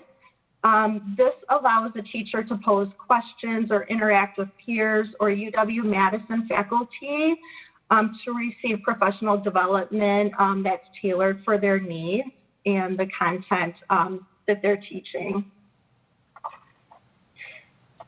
And then our recruitment efforts, you know, when you think of retention, you also think of recruitment as well. Sometimes they really kind of go hand in hand. So what we've been able to do is we're upgrading our recruitment platform from WeCan to Frontline. However, we will run both systems concurrently while we're learning where our candidates are learning about our positions, and we're hoping that our candidates just have a better overall experience, and then that actually goes over into like the whole onboarding experience with our staff as well. We have expanded where we're posting our positions. We're using social media like our careers page on Facebook. We partnered with diversityjobs.com. And then Indeed naturally has been scraping our jobs. But one thing that we're doing better is trying to really determine where people are learning about our positions. WeCan hasn't been robust enough to capture that for us. But manually, we're able to put some things together. We have an active vacancy to recruit for a recruiter, and we're hoping to have somebody in place maybe about the beginning of April. I'm sorry, that's probably, I'm overcommitting to the beginning of April. I'm going to probably say maybe end of April. And that person, we're hoping, like I had mentioned with our pipelines, will be doing some heavy lifting with that project, building relationships in the community, building relationships with our universities, and looking for those opportunities, overturning those stones. Our website and update presentation material. So this is something our marketing and communications team put together for us and really rather quickly. So I want to recognize them for being able to do this for us. When we're doing virtual career fairs, a lot of people want to bring forward resources about the community or what our district really looks like. And so Monica Christofa and her team were really able to create a microsite that provides an overview of the district, our mission, our vision, our values, our diversity info, family testimonies. So, you know, when we're recruiting somebody that's not from this area, those are the tools and resources that we need to put in place so we can, you know, kind of hook them and reel them in a sense. So, and then our career fairs, we're continuing with a virtual format for this year. We had a virtual fair for recruitment of psychologists. Missy Beavers and Eric Weir interviewed many people. So we have one job offer out there. And then we have been using Rock County Job Center and some of their virtual career fairs to recruit for some of our hourly folks. So we continue to recruit for substitutes and substitute paras and crossing guards, and we're trying to build those pools. So ultimately, we have the support for the staff that we have, as well as new positions that we have posted. So those are some of the things that we've been working on in HR, and we're really excited about it.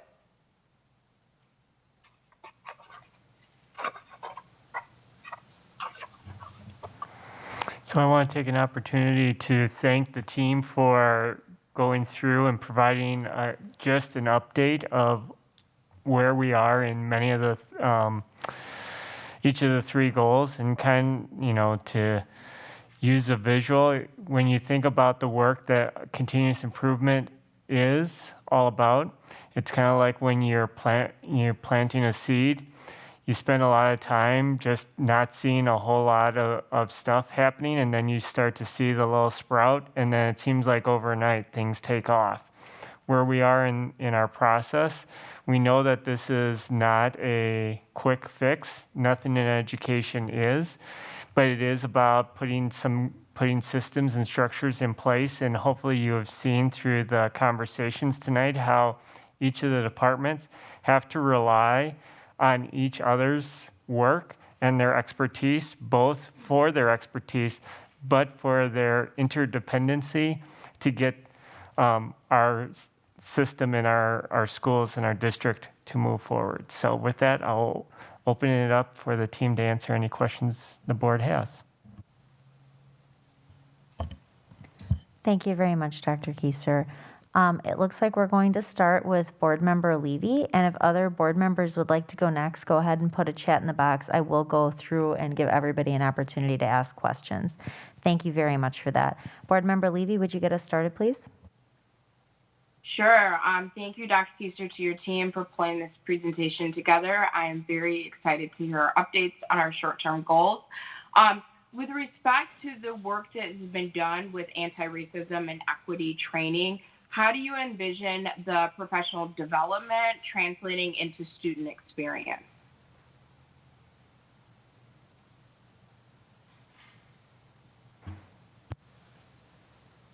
I wasn't sure if you were answering that, Dr. Keith. No, I was going to say, Ms. Moratek and I. Whoever would like to begin the conversation is fine with me. Okay. Thank you, Board Member Levy. Dr. Keiser had an interesting definition of equity when we talked one day, and he said that the system is no longer predictable. And what he meant by that is right now the system that we have has some predictable outcomes that are not desirable, right? Everyone wants a different outcome than what some of those kiddos are having. And so I like that, because I think when we talk about where we are going, what I see, and I'm just going to speak for myself now, is my vision is that we have students that are thriving and students that are able to make choices about what they want to do and where they want to go, and we're there to support that work, and we're there to surface, like I said earlier, the excellence that's already in them. And so when we talk about equity, right, we all know that famous picture of the different heights of people standing on boxes. And so that whole idea is that equality, right, and equity are not the same thing. And equity is giving what a person or a child needs in order to be successful. And so how can we differentiate our levels of support? And then how can we also be intentional about the instructional practices? Another piece that I see our kids going is really having access to high quality materials and resources. And we have we do have that in the school district of Beloit, but there are some areas as we do some standards alignment work that we're recognizing there's an opportunity there to really think about equity and access to high quality materials, and there's some needs there. And so I guess for me personally, those are some of the things I think about when I think about equitable student outcomes. Thank you so much. My take on equity is I do want those outcomes to be predictable. I just want them to be predictable, positive outcomes. And thank you so much for expanding on equity. I see that anti-racism training is mentioned a few times in the slide deck, which I'm encouraged by. If someone could speak to how that anti-racism training in PD, how you, in a best case scenario, how you would envision that training and work to translate into student experience, that would be great. For that, I'll turn over to Ms. Elliott, who that certainly can talk about some of the outreach she has done and some of the people that have been working with our schools and our staff this year. Good evening. So part of our cultural competence and cultural humility that I'm calling a series of bringing in some speakers to kind of put some perspective to the experiences they've had. We had Amanda Goodenough come in to talk about microaggressions and what that looks like and put up some experiences about how that feels. Continuing, we had her for the teachers, and then we brought her back for the paraeducators. We're then continuing with the cultural competence and cultural humility with Mr. Mark Perry and talking about intersectionality and the different areas where those microaggressions do happen in the workplace and in the school. And our hope is that as we get more information about competence and teachers are learning more about culturally responsive practices, that they will start to use those and continue to use those in the classroom and have conversations with coworkers or others who have said things that are insensitive and to kind of call them out on that.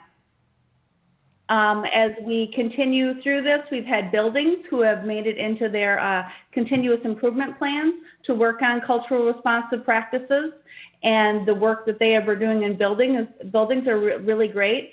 So when we look at professional development, like what are we doing universally for all of our staff, but then how are we supporting our buildings as they are choosing goals related to equity and anti-racism? Thank you.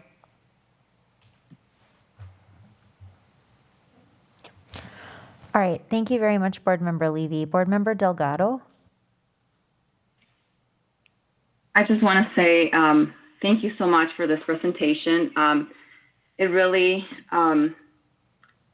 just brings joy listening to all the different efforts that you guys are trying to really implement and go through. Cultural competency is such a big thing, and just having goals, within each individual school, I think it's very, very important. The other thing that just really brought joy to my heart was just knowing that how much our ELL classes have grown and what that means to the students and what that even means to the families, our communities out there that just value that so much. I can tell you, coming from a Latino family and being here in the United States and not speaking the language and just having that available, just knowing that that's available to us students that are not, English speakers, it just amazes me. The other thing that just really I'm very grateful for and thankful that we are trying to keep the native language. Continue that in homes. Can you still hear me?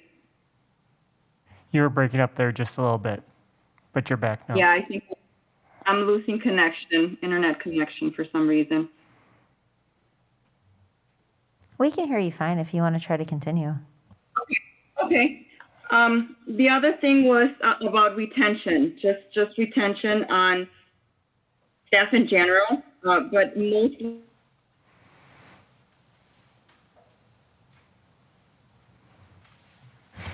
Unfortunately, Board Member Delgado, you're right, we lost you. So if you want to jump, I will come back to you. I have a note where you left off on retention here. I don't know if you can hear us or not. I apologize, but we will come back, okay? Thank you for those questions and for bringing that up. So we've heard from Board Member Levy. We are in the midst of hearing from Board Member Delgado. We'll circle back. Board Member Wong, or sorry, Vice President Wong, would you like an opportunity to ask a question or provide a comment? I'll just echo a lot of what's been said. Actually, I think, it's great that we have these goals to keep us focused. I'll be very excited to see the strategic planning process and going towards that, working towards that in a positive manner. I'm very curious to see how the short-term goals turn out. I guess at the end, I know that we're going to have a climate survey coming up here, or we're in the midst of that now. So I'll be very interested to hear about the retention rate in our district, and then the hiring practices as well. I think that the front line is a great addition to be able to hopefully recruit and look outside of our borders of the Wisconsin border. And the other goals, I think that it's great to see this has been a challenging year for all kids. And I've seen it with my two kiddos and just how they've dealt with it, which they've done, I think, pretty well. But I've definitely seen some changes in the way that they've handled the year. And I know that I've heard it from various families. Some kids are thriving and others are struggling big time. And I think that, to get these kids back in school is essential. And hopefully next year we'll be able to start fresh and have them in here full time. So I guess I'll leave it at that. Thanks. Thank you so much, Vice President Wong. Board Member Jacobs? I echo everything that my colleagues have.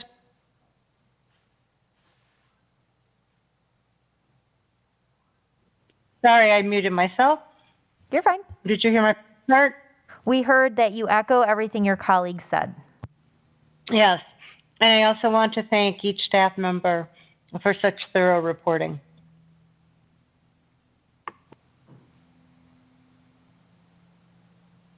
Are you still with us, Board Member Jacobs? Yes, you didn't hear my last part? We got echo and thank you. How odd. Can you hear me now? Yes, ma'am. The last part was that last but not least, I wanted to thank each staff member for providing such thorough reporting. All right, thank you. Did you have a question? I do not. Well, thank you so much. I really appreciate that. So we have heard from Board Members Levy Delgado, Vice President Wong, and Board Member Jacobs. Board Member Anderson? I just want to say thank you for everyone who took part in this. I'm really happy to see an update on our goals as a district, and I really look forward to getting future updates on these. Thank you very much, Board Member Anderson. Ms. Shope, did we have another public comment? I thought I saw, were we good? Okay, I thought I saw somebody pull out a pink slip. Okay, so Board Member Delgado, if you are back, if you want to pick up where you left off, I think the last thing we heard from you was you were beginning to comment on retention. Yeah, sorry about that.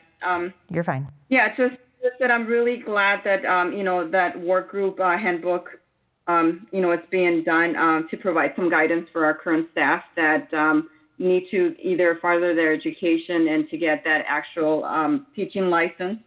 I think that that's very much needed. I had heard concerns from staff members where they felt that there was not enough guidance provided to them in order for them to renew that license. So I'm glad that something's being done about that.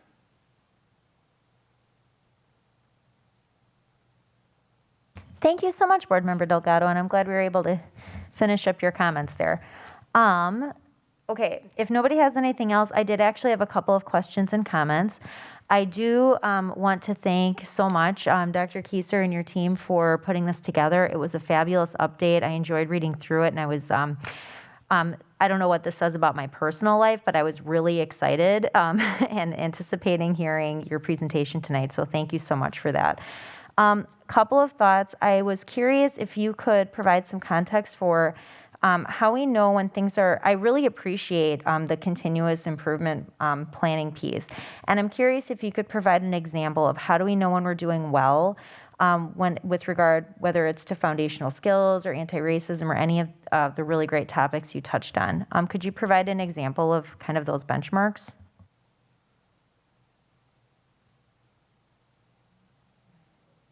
I could provide an example of benchmarks for literacy and foundational skills. So we had the opportunity to do PALS, the PALS screener, in winter, and now we'll do it at the end of the year.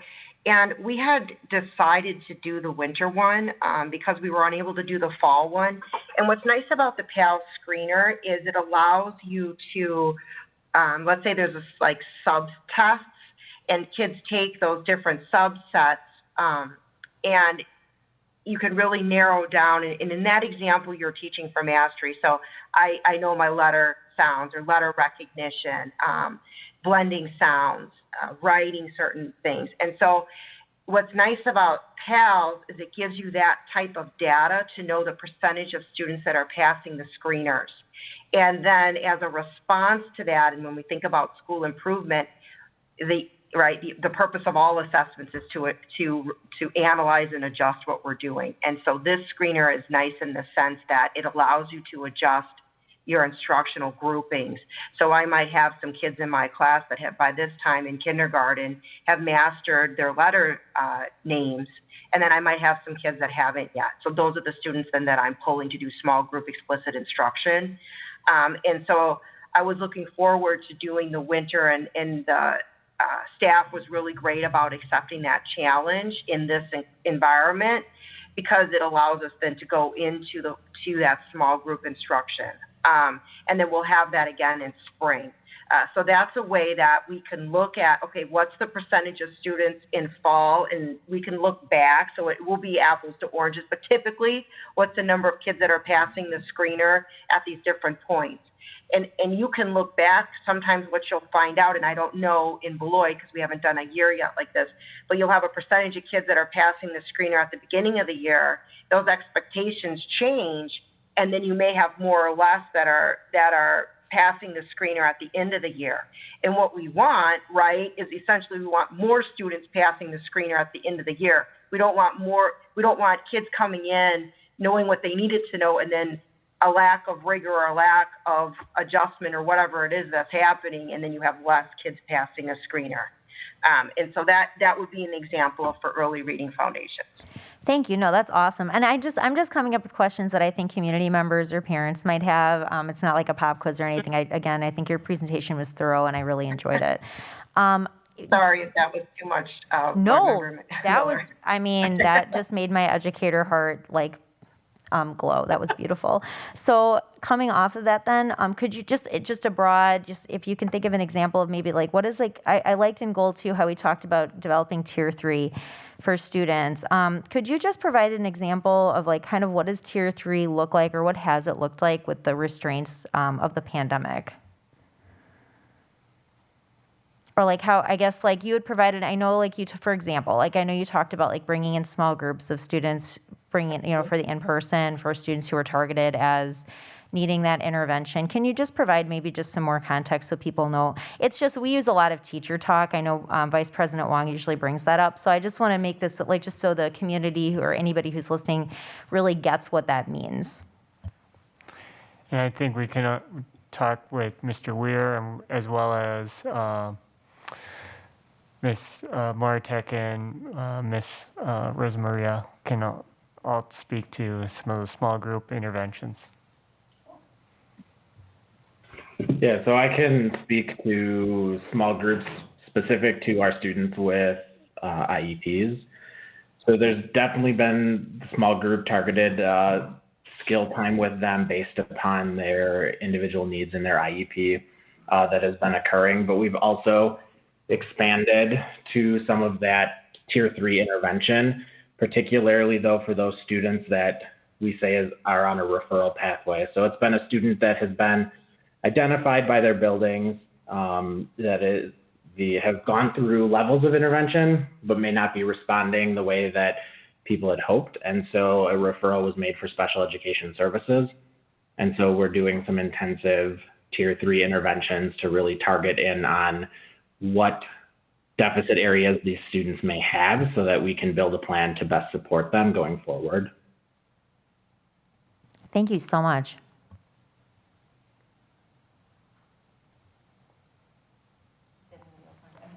Yeah.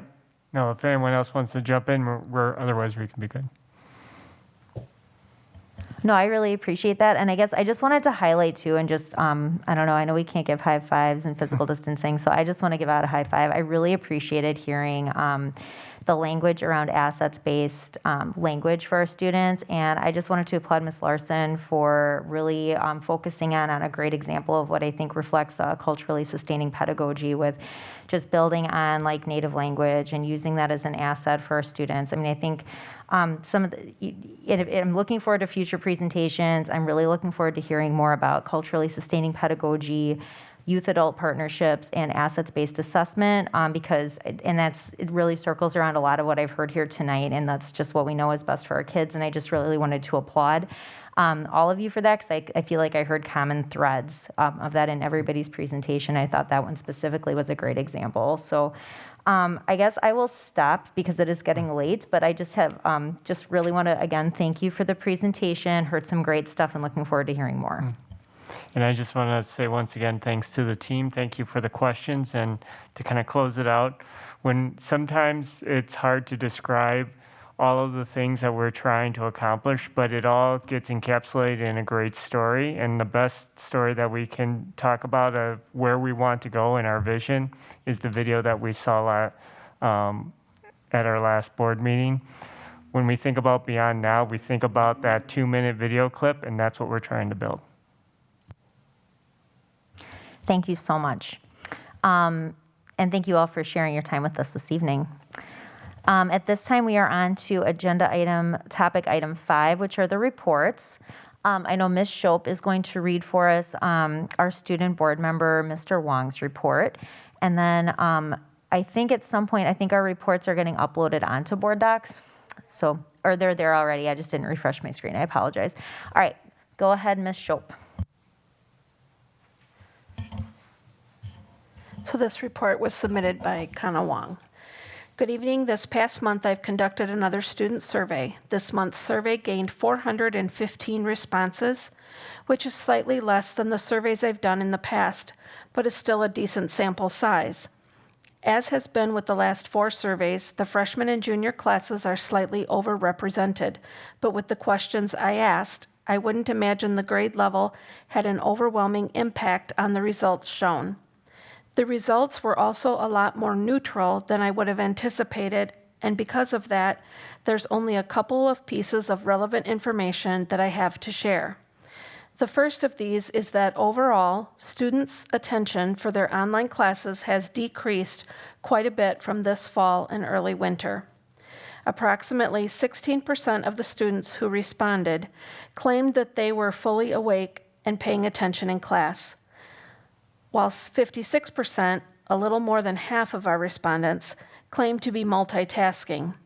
This leaves over a quarter of the students who responded in categories ranging from I'm paying more attention to something else than I am to my classes to I don't go to classes most days.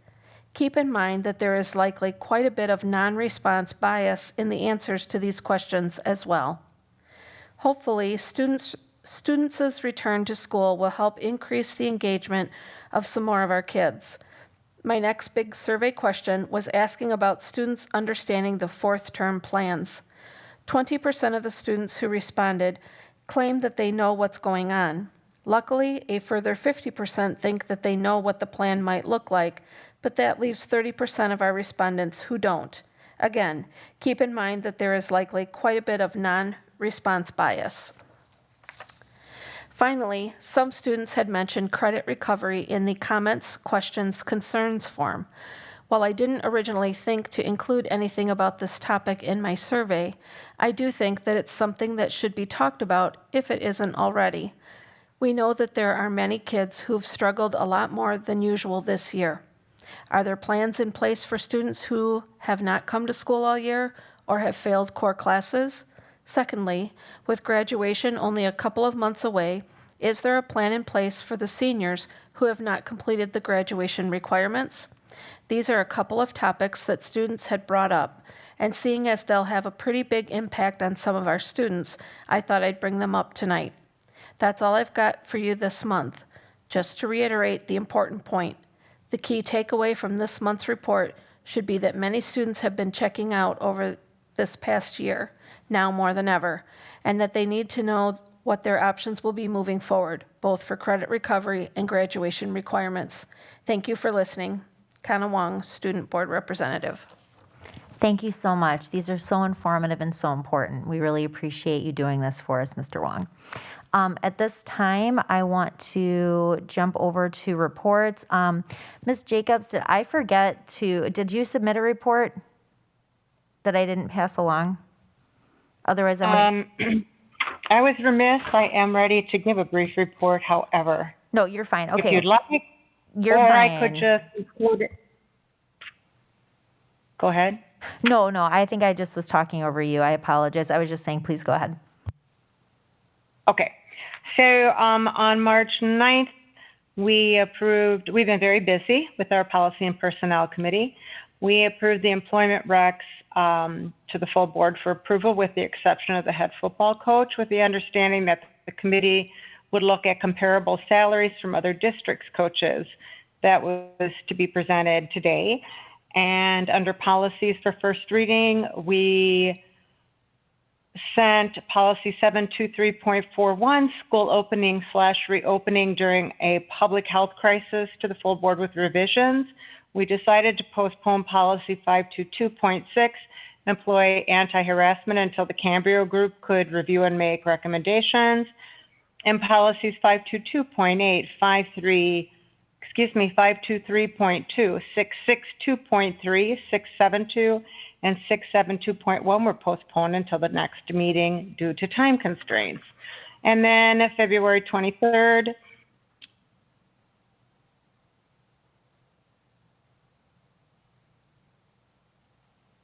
can you hear me? Now we can. Okay. February 23rd, we approved employment recs to the full board for approval. Policies for first reading, we approved policy 522.5, participation in community and life and political activities by staff with no revisions. Policy 522.71, social media guidelines for staff, and policy 523.1, employee physical exams, and 522.4, staff code of ethics to the full board with revisions, and policy 447.1, use of seclusion and physical restraint to the full board with, with updated revisions to the full board for approval. And then policy 523.2, employees occupationally exposed to bloodborne pathogens, and 522.8, dress code for district employees, was not discussed and moved to the next meeting. And as I said, we've been very busy, and that is my report. Thank you. Oh, thank you so much. Really appreciate it. Anybody else who wants to read reports, anybody who's viewing or any folks at home, they are posted. Board Member Levy, did you have anything you wanted to highlight for the legislative update that was posted? Just very briefly, I'm using the same format that I did last month, but anything that you see with an asterisk, and there's also a little note on the report, that means that it has been in committee for at least a month. So it's a carryover. So asterisk items have been in committee for a little bit longer, and then I just went in numerical order to put new information that is up, but it's the same format. Hopefully people are finding that helpful, and I also included all of the CRs and executive appointments as well with a brief description. You can always use that link at the top if there is additional information that you want to know about items that are in either the Assembly or the Senate calendar. Our representatives are also listed, and then if there is a specific item that's listed and you want to know who to contact, the representative that is the main author of that item is also listed as well. Thank you so much for taking the time to put that together, and thank you to all of our committee chairs for your reports this evening. At this time, we are moving to Category 6, our action item for this evening, which is the 2021 graduation plans. And so I'll turn it over to Ms. Pels, our principal. Good evening, and thank you for having me tonight. I also have Mr. Joel Beard as a co-presenter. There, I see him pop on. And so we are very excited and pleased to present to you tonight our proposed graduation plan for 2021. We will take all questions at the very end of the presentation, please. Okay, so we actually have been very busy thinking about graduation and what it could be like and what would be a great plan for our students. Our goal is to provide an option for graduation that first and foremost is safe, but also meets our graduates' personal needs and desires. We did send a survey out to our students and our parents asking their opinion around how they feel about an in-person type of an option. Well, first of all, let me back up just a little bit. In working with our senior class officers, it came to fruition that they really preferred an in-person type of option and worked with parameters around how we could safely do that. The senior class officer sent a survey out to the senior class, and overwhelmingly, that was the feedback that we got, is that students would like an opportunity to be in person, to experience that milestone of their life with their graduating class together, and have the opportunity to walk the stage. When we surveyed parents, parents too provided feedback in which that they were overwhelmingly supportive of an in-person type of option. And so what we then wanted to do was take into consideration everybody's needs and desires, because some people are not quite comfortable with an in-person option yet. And so what we came to the conclusion of was a hybrid model for graduation that would incorporate an in-person opportunity and a virtual opportunity for students and families, in which students could be essentially simulcasted into an in-person type of graduation. Kind of like what we're doing in this board meeting right now. There's some people live in the boardroom, some people on the screen, and we're all coming together for the same event. Next slide, please. And so, considering that we are currently in phase 2 of the Rock County Reopening Phase Plan, we do feel confident that we would be able to accommodate a hybrid graduation in which we would strictly adhere to physical distancing, put safety measures in place, and adhere to a 50% capacity of our venue. We absolutely would be adhering to all of the CDC guidelines on large gatherings and social distancing. And then we would also make sure to consult with the DHS and DPI guidance, which is not currently up yet for 2021, but it will be coming soon. Next slide. Okay. So a hybrid graduation would consist of an opportunity for students to meet in person or through Google Meet. The venue for the in-person option would be Jacobson Field. There would be COVID mitigation safety protocols and procedures in place so that we would ensure the safety of all. Again, having a hybrid option provides an opportunity to meet both needs of students who want to be in person and students who want to remain virtual. Another aspect that we would have in place is that guests would be able to attend via live stream through YouTube as well as staff. And then we would also have additional digital content like the band and the choir.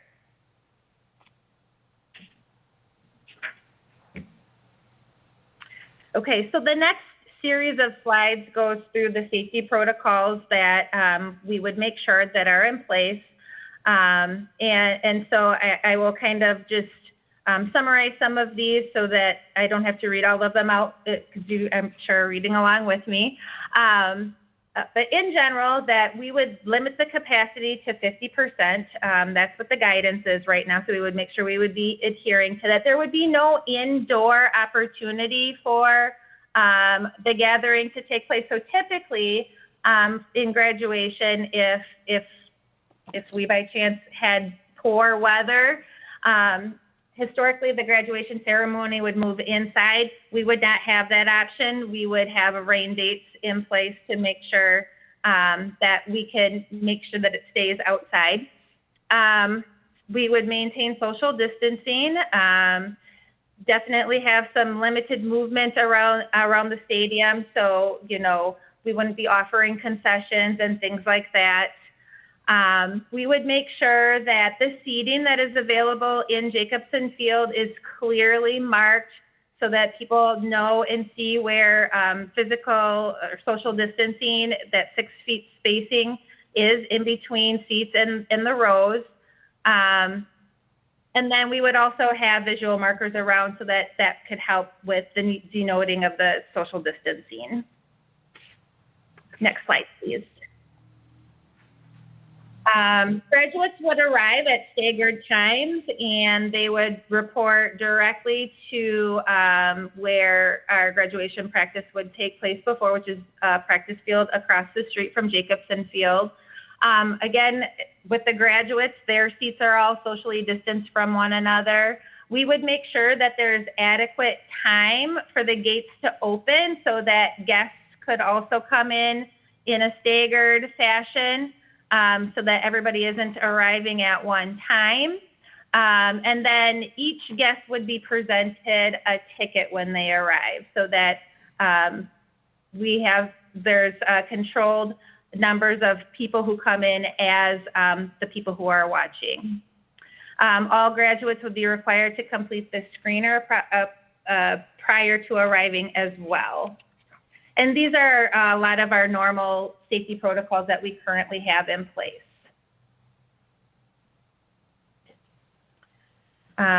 So continuing on with safety protocols, everybody would be required to wear masks at all times. We would have masks available if somebody were to arrive without one. Sanitizing stations would be located prominently around Jacobson Field so that there is easy access to sanitizing. And then additional measures there, you know, we wouldn't have handshaking going on as students cross the stage. And students would be required to pick up their own diploma when they came upon the stage, as opposed to us handing it to them.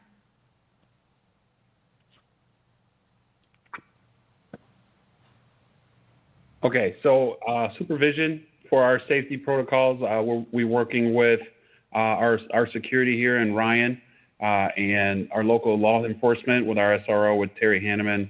Will represent to assist with gathering and crowd control. So we'll make a few changes to what we've already been doing in the past just to accommodate that. A security guard will be stationed at the entrance of the restrooms to manage the number of guests accessing the restroom at one time. Guests will be dismissed from the stadium first at the end, and then the graduates will remain in their seats until the guests have all exited. Once that's happened, the graduates will be dismissed by rows, and they can meet up with their families after that. The field setup. Well, the field setup is 160 feet wide and 330 feet long. So we'll separate each chair 6 feet in front, 6 feet behind, 6 feet to the left, 6 feet to the right. If we do that, we could accommodate 25 seats in a row, and then we would have 18 rows of 25 seats. That would cover roughly about half the field, so we should have plenty enough room to add more if we need to to accommodate the number of graduates. One change that we will make to this year's graduation, instead of facing the north, which would be away from the scoreboard, we will be facing the south towards the scoreboard so that we could incorporate the scoreboard into the graduation with our digital content, with the band and choir and all those things. So we'll make that adjustment with the field setup. Whoops. What you'll see here is just a little picture of that setup. The scoreboard is to the right of the screen with the stage right there, approximately in the end zone there of the football field, and our seats will be spaced accordingly on the football field. There will be no rows going down the middle, so we'll all go in one direction. So we'll try to limit the amount of crossing within the rows. We'll go across the stage, come back down, and we'll all be following the same direction. The timeline for the day, June 5th, sorry about that. Students arrive at 8 o'clock. The gates will open at 8 o'clock, and we will start graduation at our normal time of 10 o'clock. The rain dates mentioned by Ms. Pels earlier, the first rain date would be June 6th, and the second rain date would be June 12th.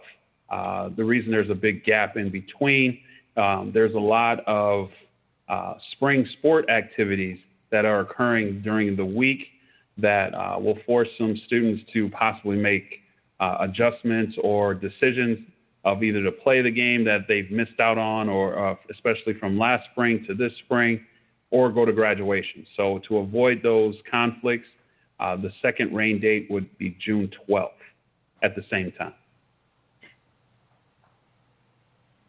Communication for the event. Event information and expectations will be communicated clearly, prominently, and consistently well in advance of the event and during the event. We have some posters that we can put up around the facility and things that we can provide the families with beforehand so that they have a pretty good idea of, or a very good idea of what is expected when they show up for graduation. The next steps will be to continue to monitor Rock County, DHS, and the CDC guidelines, continue with planning and preparation steps, making adjustments in the model as necessary based off those guidelines, and provide the communication to families and the community. And that is our presentation. We are open for questions. Thank you so much for the fabulous presentation that you put together. At this time, board members, if you want to put a question mark in the chat, now would be a great time to do so. All right, Board Member Anderson, please. First off, I want to say thank you very much for all the thought and consideration that you guys put in this. I think it's a great opportunity for the kids to kind of enjoy the last bit of their senior year. So my first question is if you guys get a large number of seniors that are like, I want to attend in person, what's the maximum number of students can you actually have on that field in preparation for that? According to my math, Mr. Anderson, we could accommodate a lot of students on that field that we'd have more than enough space on the field to do that. We could double it and we'd be fine. Great. That was my biggest concern because I want to make sure every kid has that opportunity to attend it because it is something that everyone would love to do. The numbers of the 25 rows or 25 seats of 18 rows of 25 seats will come out to about 450 students. So there will be an addition of, I think our last number was 491. So we could easily add 40 more seats if that is necessary. Thank you so much. Board Member Levy? All right, I have several questions, so I'll just squeeze in a couple, and then hopefully we'll do round robin. You mentioned a screener before people come. I believe that like when our students return to school, they're going to use their ID and scan it, and that confirms that their screener was done. how will we do that for guests? Is there like something through our app where they can have? Is there like a paper one? If people don't have that technology, how will that be handled? So currently there is a screener that is accessible through a Google form that we typically use if we have to have somebody come into the building. If somebody doesn't have technology, we can always offer a screener on paper. Perfect. And then the second question that I will squeeze in, has there been consideration made for family seating? So one, I'm not sure how many tickets each graduate will have in order for us not to exceed capacity at 50%. But let's say that there's a family of 4, they wouldn't have to be 6 feet apart. They would just have to be 6 feet apart from other families or groupings. And Tasha Bell had a wonderful idea. I don't know if this went into the thought process of having graduation at Strong Stadium or with Telfair Park. So you could do that numbered seating, which may be easier than kind of trying to manually section off the bleachers. Did that play a role in your formulation of this plan? And how will grouping work with seating? Okay, I will take the location question, I guess. Yes, we definitely took into account of looking at Telfair and Strong Stadium, reached out to both organizations and had communications with them. At the end of the day, where we are and the uncertainty that this COVID situation has come or is bringing us, we decided that Jacobson Field is the best for us right now because of the familiarity and understanding that we can troubleshoot pretty much anything that could happen on graduation day and still have things go off smoothly. And there's just familiarity with Jacobson right now. And the availability of the other locations were still in question right now if they were going to be possible. And with the timing of things, we really need to get graduation planned and moving forward so that we're ready for June 5th.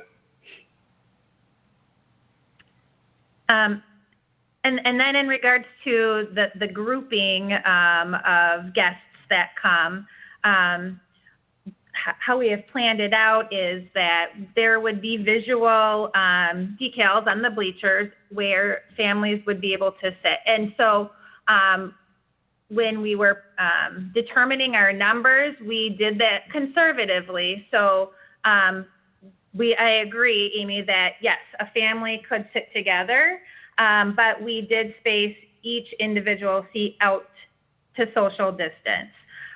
Just to make sure that we were able to effectively social distance everyone in the stadium. Our goal would be to have each graduate have 2 guests. We wouldn't be able to go over 2 guests and maintain that 50% capacity. That wouldn't be possible. Okay, so then the grouping might be a moot point if each graduate has 2 guests. Thank you. Thank you very much. Are there any other board members with questions, comments, or feedback at this time?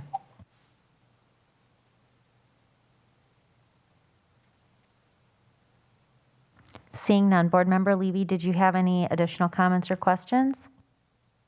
I do have one other that hasn't been addressed. I appreciate that there will be someone kind of helping with the restrooms. Is there a plan in place for cleaning the facilities throughout the programming? And Joel, maybe you want to jump in on this too, but we would work with our Aramark staff on disinfecting and cleaning in general procedures for that day, before, during, and after. Perfect. And then I'm just curious, because I'm not aware of the answer to this. I know that there are physical distancing requirements with people who are sitting together, but what about parking? And I'm sure that has been thought out, but there is a plan for people to park and distance, and because I know as much as you try to stagger it after graduation, I'm sure there may be somewhat of a flood to get back to the next location. So what do the plans for parking look like? Do you want me to answer that one? Either or. Okay. The plan, we have handicap parking available just south of the stadium, so we do have that. But our parking lot should be big enough for us to social distance if we need to with our cars. But the parking issue would be something that I would talk to Ryan and make sure that if we need more security for that, to make sure, or if we need to park cars ourselves, like at a baseball game or something like that, we direct the cars where we want them to park so we can control that. So I don't have an exact answer for that, and if Ms. Pels has a better answer, she can chime in. But that would be something that I would work with security to make sure that our parking is where it needs to be with social distancing and the people arriving and what time. So we'll have to pull in those resources if need to. Yeah, I was going to say that we have the security staff to direct parking when guests arrive, and students are going to be assigned a staggered time to arrive, and so guests will likely arrive at staggered times as well, because a lot of times the student would come with their guest or their family. And so that will help the flow of traffic into the parking lot and the parking situation. And then at the end of the ceremony, the guests will be released from the stadium first, and then graduates will be dismissed according to row after the stadium has cleared. So again, that will help alleviate the number of people who are sort of grouping in one area. Perfect. And then my final question is, it said in your presentation that staff may attend via live stream. Does that mean that staff may not attend in person? I know that's such a huge part of the ceremony, to see that teacher or teachers that help you get through or just really inspired you. So I would love to know if staff, if they're comfortable, would be able to attend in person.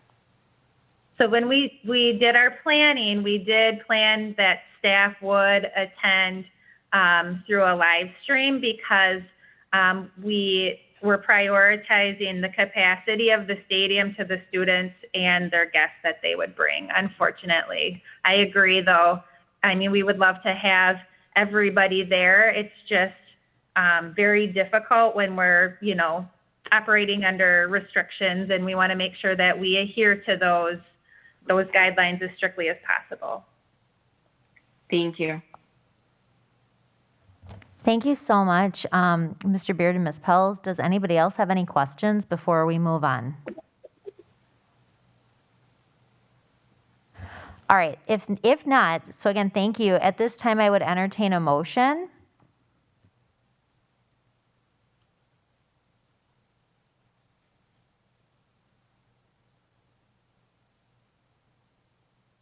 What is the request?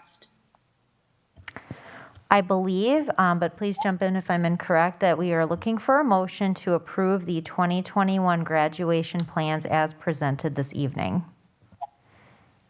Yes.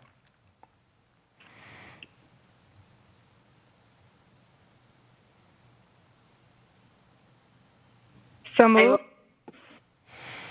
I believe that was, I believe the tiebreaker went to Board Member Jacobs, who made a motion to approve the 2021 graduation plans as presented this evening, with a second by Board Member Delgado.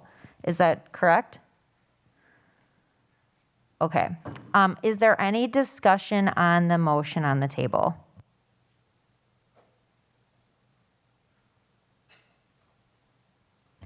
Go ahead. Please go ahead, Board Member Delgado. If things get better before graduation day, is there any possibility that maybe, we can allow teachers to come in, or maybe we can allow more guests? I mean, depending on how things look, is there a possibility to maybe open it up a little bit more or more public? I think it would depend on what the guidelines are from the Wright County Health Department, from the CDC. Right now, that 50% capacity is the recommendation coming directly from them that we're operating under. Thank you. Thank you very much for that question, Board Member Delgado. Are there any other questions, comments, or thoughts before we proceed to a vote?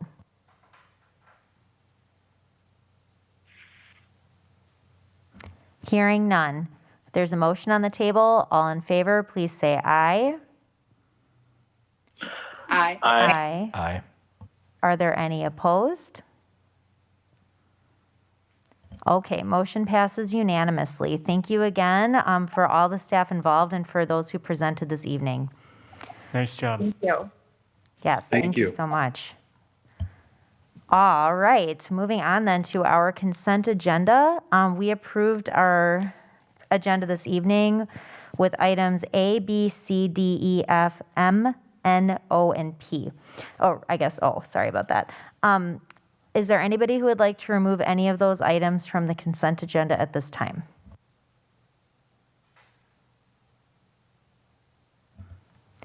Hearing none, I would accept a motion to approve the consent agenda without items G through L. So moved. Second. Second. All right, we have a motion and a second. Is there any discussion?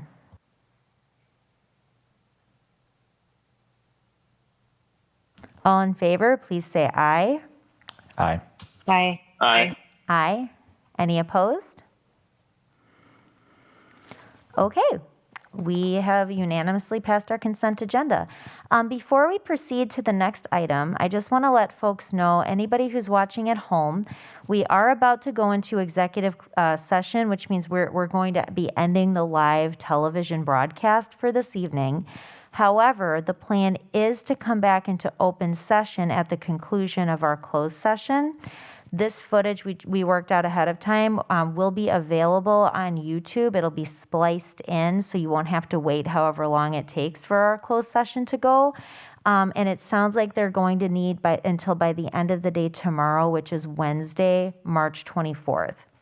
So just a heads up, if you're watching at home and you want to see the conclusion of the meeting, it will be available on our YouTube channel by the end of the day, Wednesday, March 24th. And if there are any updates to that, I'm sure our fabulous website staff will do a great job letting us know. Do board members have any questions about that before we proceed to item 8? Hearing none, at this time, I would accept a motion to go into executive session. I will move to convene the Board of Education into closed session pursuant to Section 19.85, Parent 1, Parent C, relative to considering employment, promotion, compensation, or performance evaluation data of any public employee over which the governmental body has jurisdiction or exercises responsibility.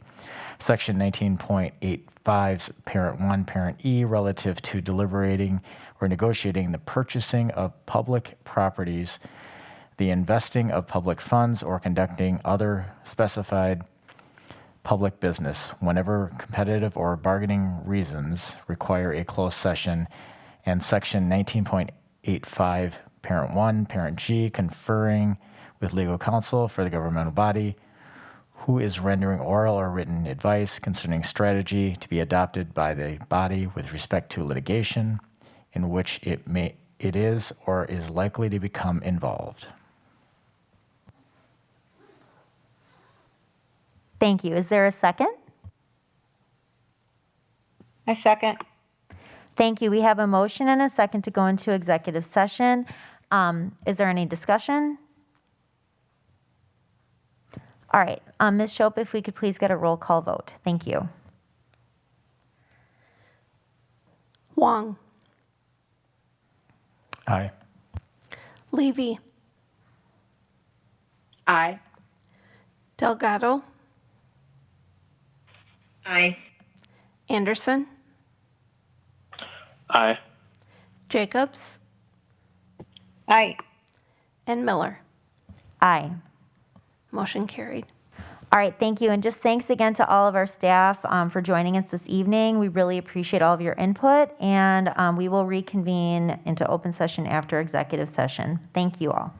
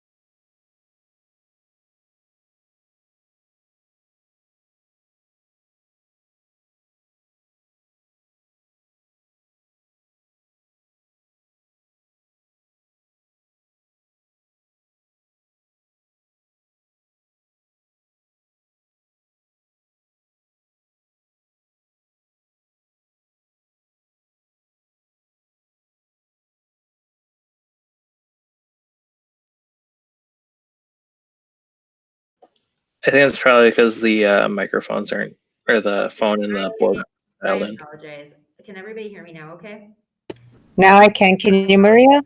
The audio situation changed, and so I had to change the settings Yes. on the computer. So at this time, I would entertain a motion to take action on our facilities contract renewal. So I move approval of the proposed Airmark contract for custodial services only that guarantees wages increase for all custodial staff effective April 1st, 2021, and not renewing the Airmark contract for maintenance and ground services effective June 30th, 2021. Thank you. Is there a second? Second. We have a motion and a second. Motion by Anderson, second by Delgado. Is there any discussion at this time? Hearing none, all in favor, please say aye. Aye. Aye. Are there any opposed? Motion passes unanimously. I'd like to thank Vice President Wong. I believe you can be recused at this time for our next item. So thank you and have a beautiful evening. Thank you. I'm looking for next for a motion to take action on our Lee Lane property.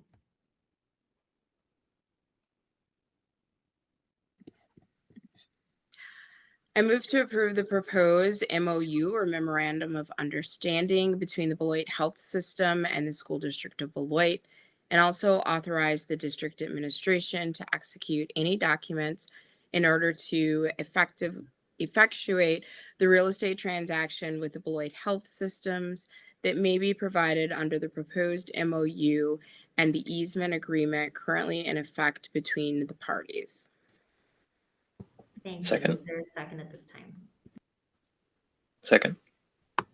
Thank you. We have a motion by Levy, second by Anderson. Is there any discussion at this time? All in favor, please say aye. Aye. Aye. Aye. Are there any opposed? All right, motion passes unanimously. All right, thank you very much. For future board meeting dates, just waiting for my computer to load. Thank you everybody for joining us this evening. Our Planning and Budget Committee meeting, Planning and Budget Committee meeting will take place Tuesday, April 6th at 5:15 p.m., followed by our Governance Committee meeting at 6:30 p.m. Next, we have Oversight and Finance meeting Tuesday, April 13th at 5 p.m. Policy and Personnel Committee meet Tuesday, April 13th at 6 p.m. approximately. And our regular board meeting will be next Tuesday, or sorry, not the next Tuesday, but Tuesday, April 13th at 7 p.m. approximately. Is there any other business that needs to be conducted at this time? Hearing none, I just want to thank all of our board members, our staff, and everybody who presented this evening. I really appreciate everybody's work tonight, and I will take a motion to adjourn. So moved. Second. We have a motion by Levy, second by Jacobs. Any discussion? All in favor, please say aye. Aye. Aye. Aye. All right, thank you all and have a beautiful night.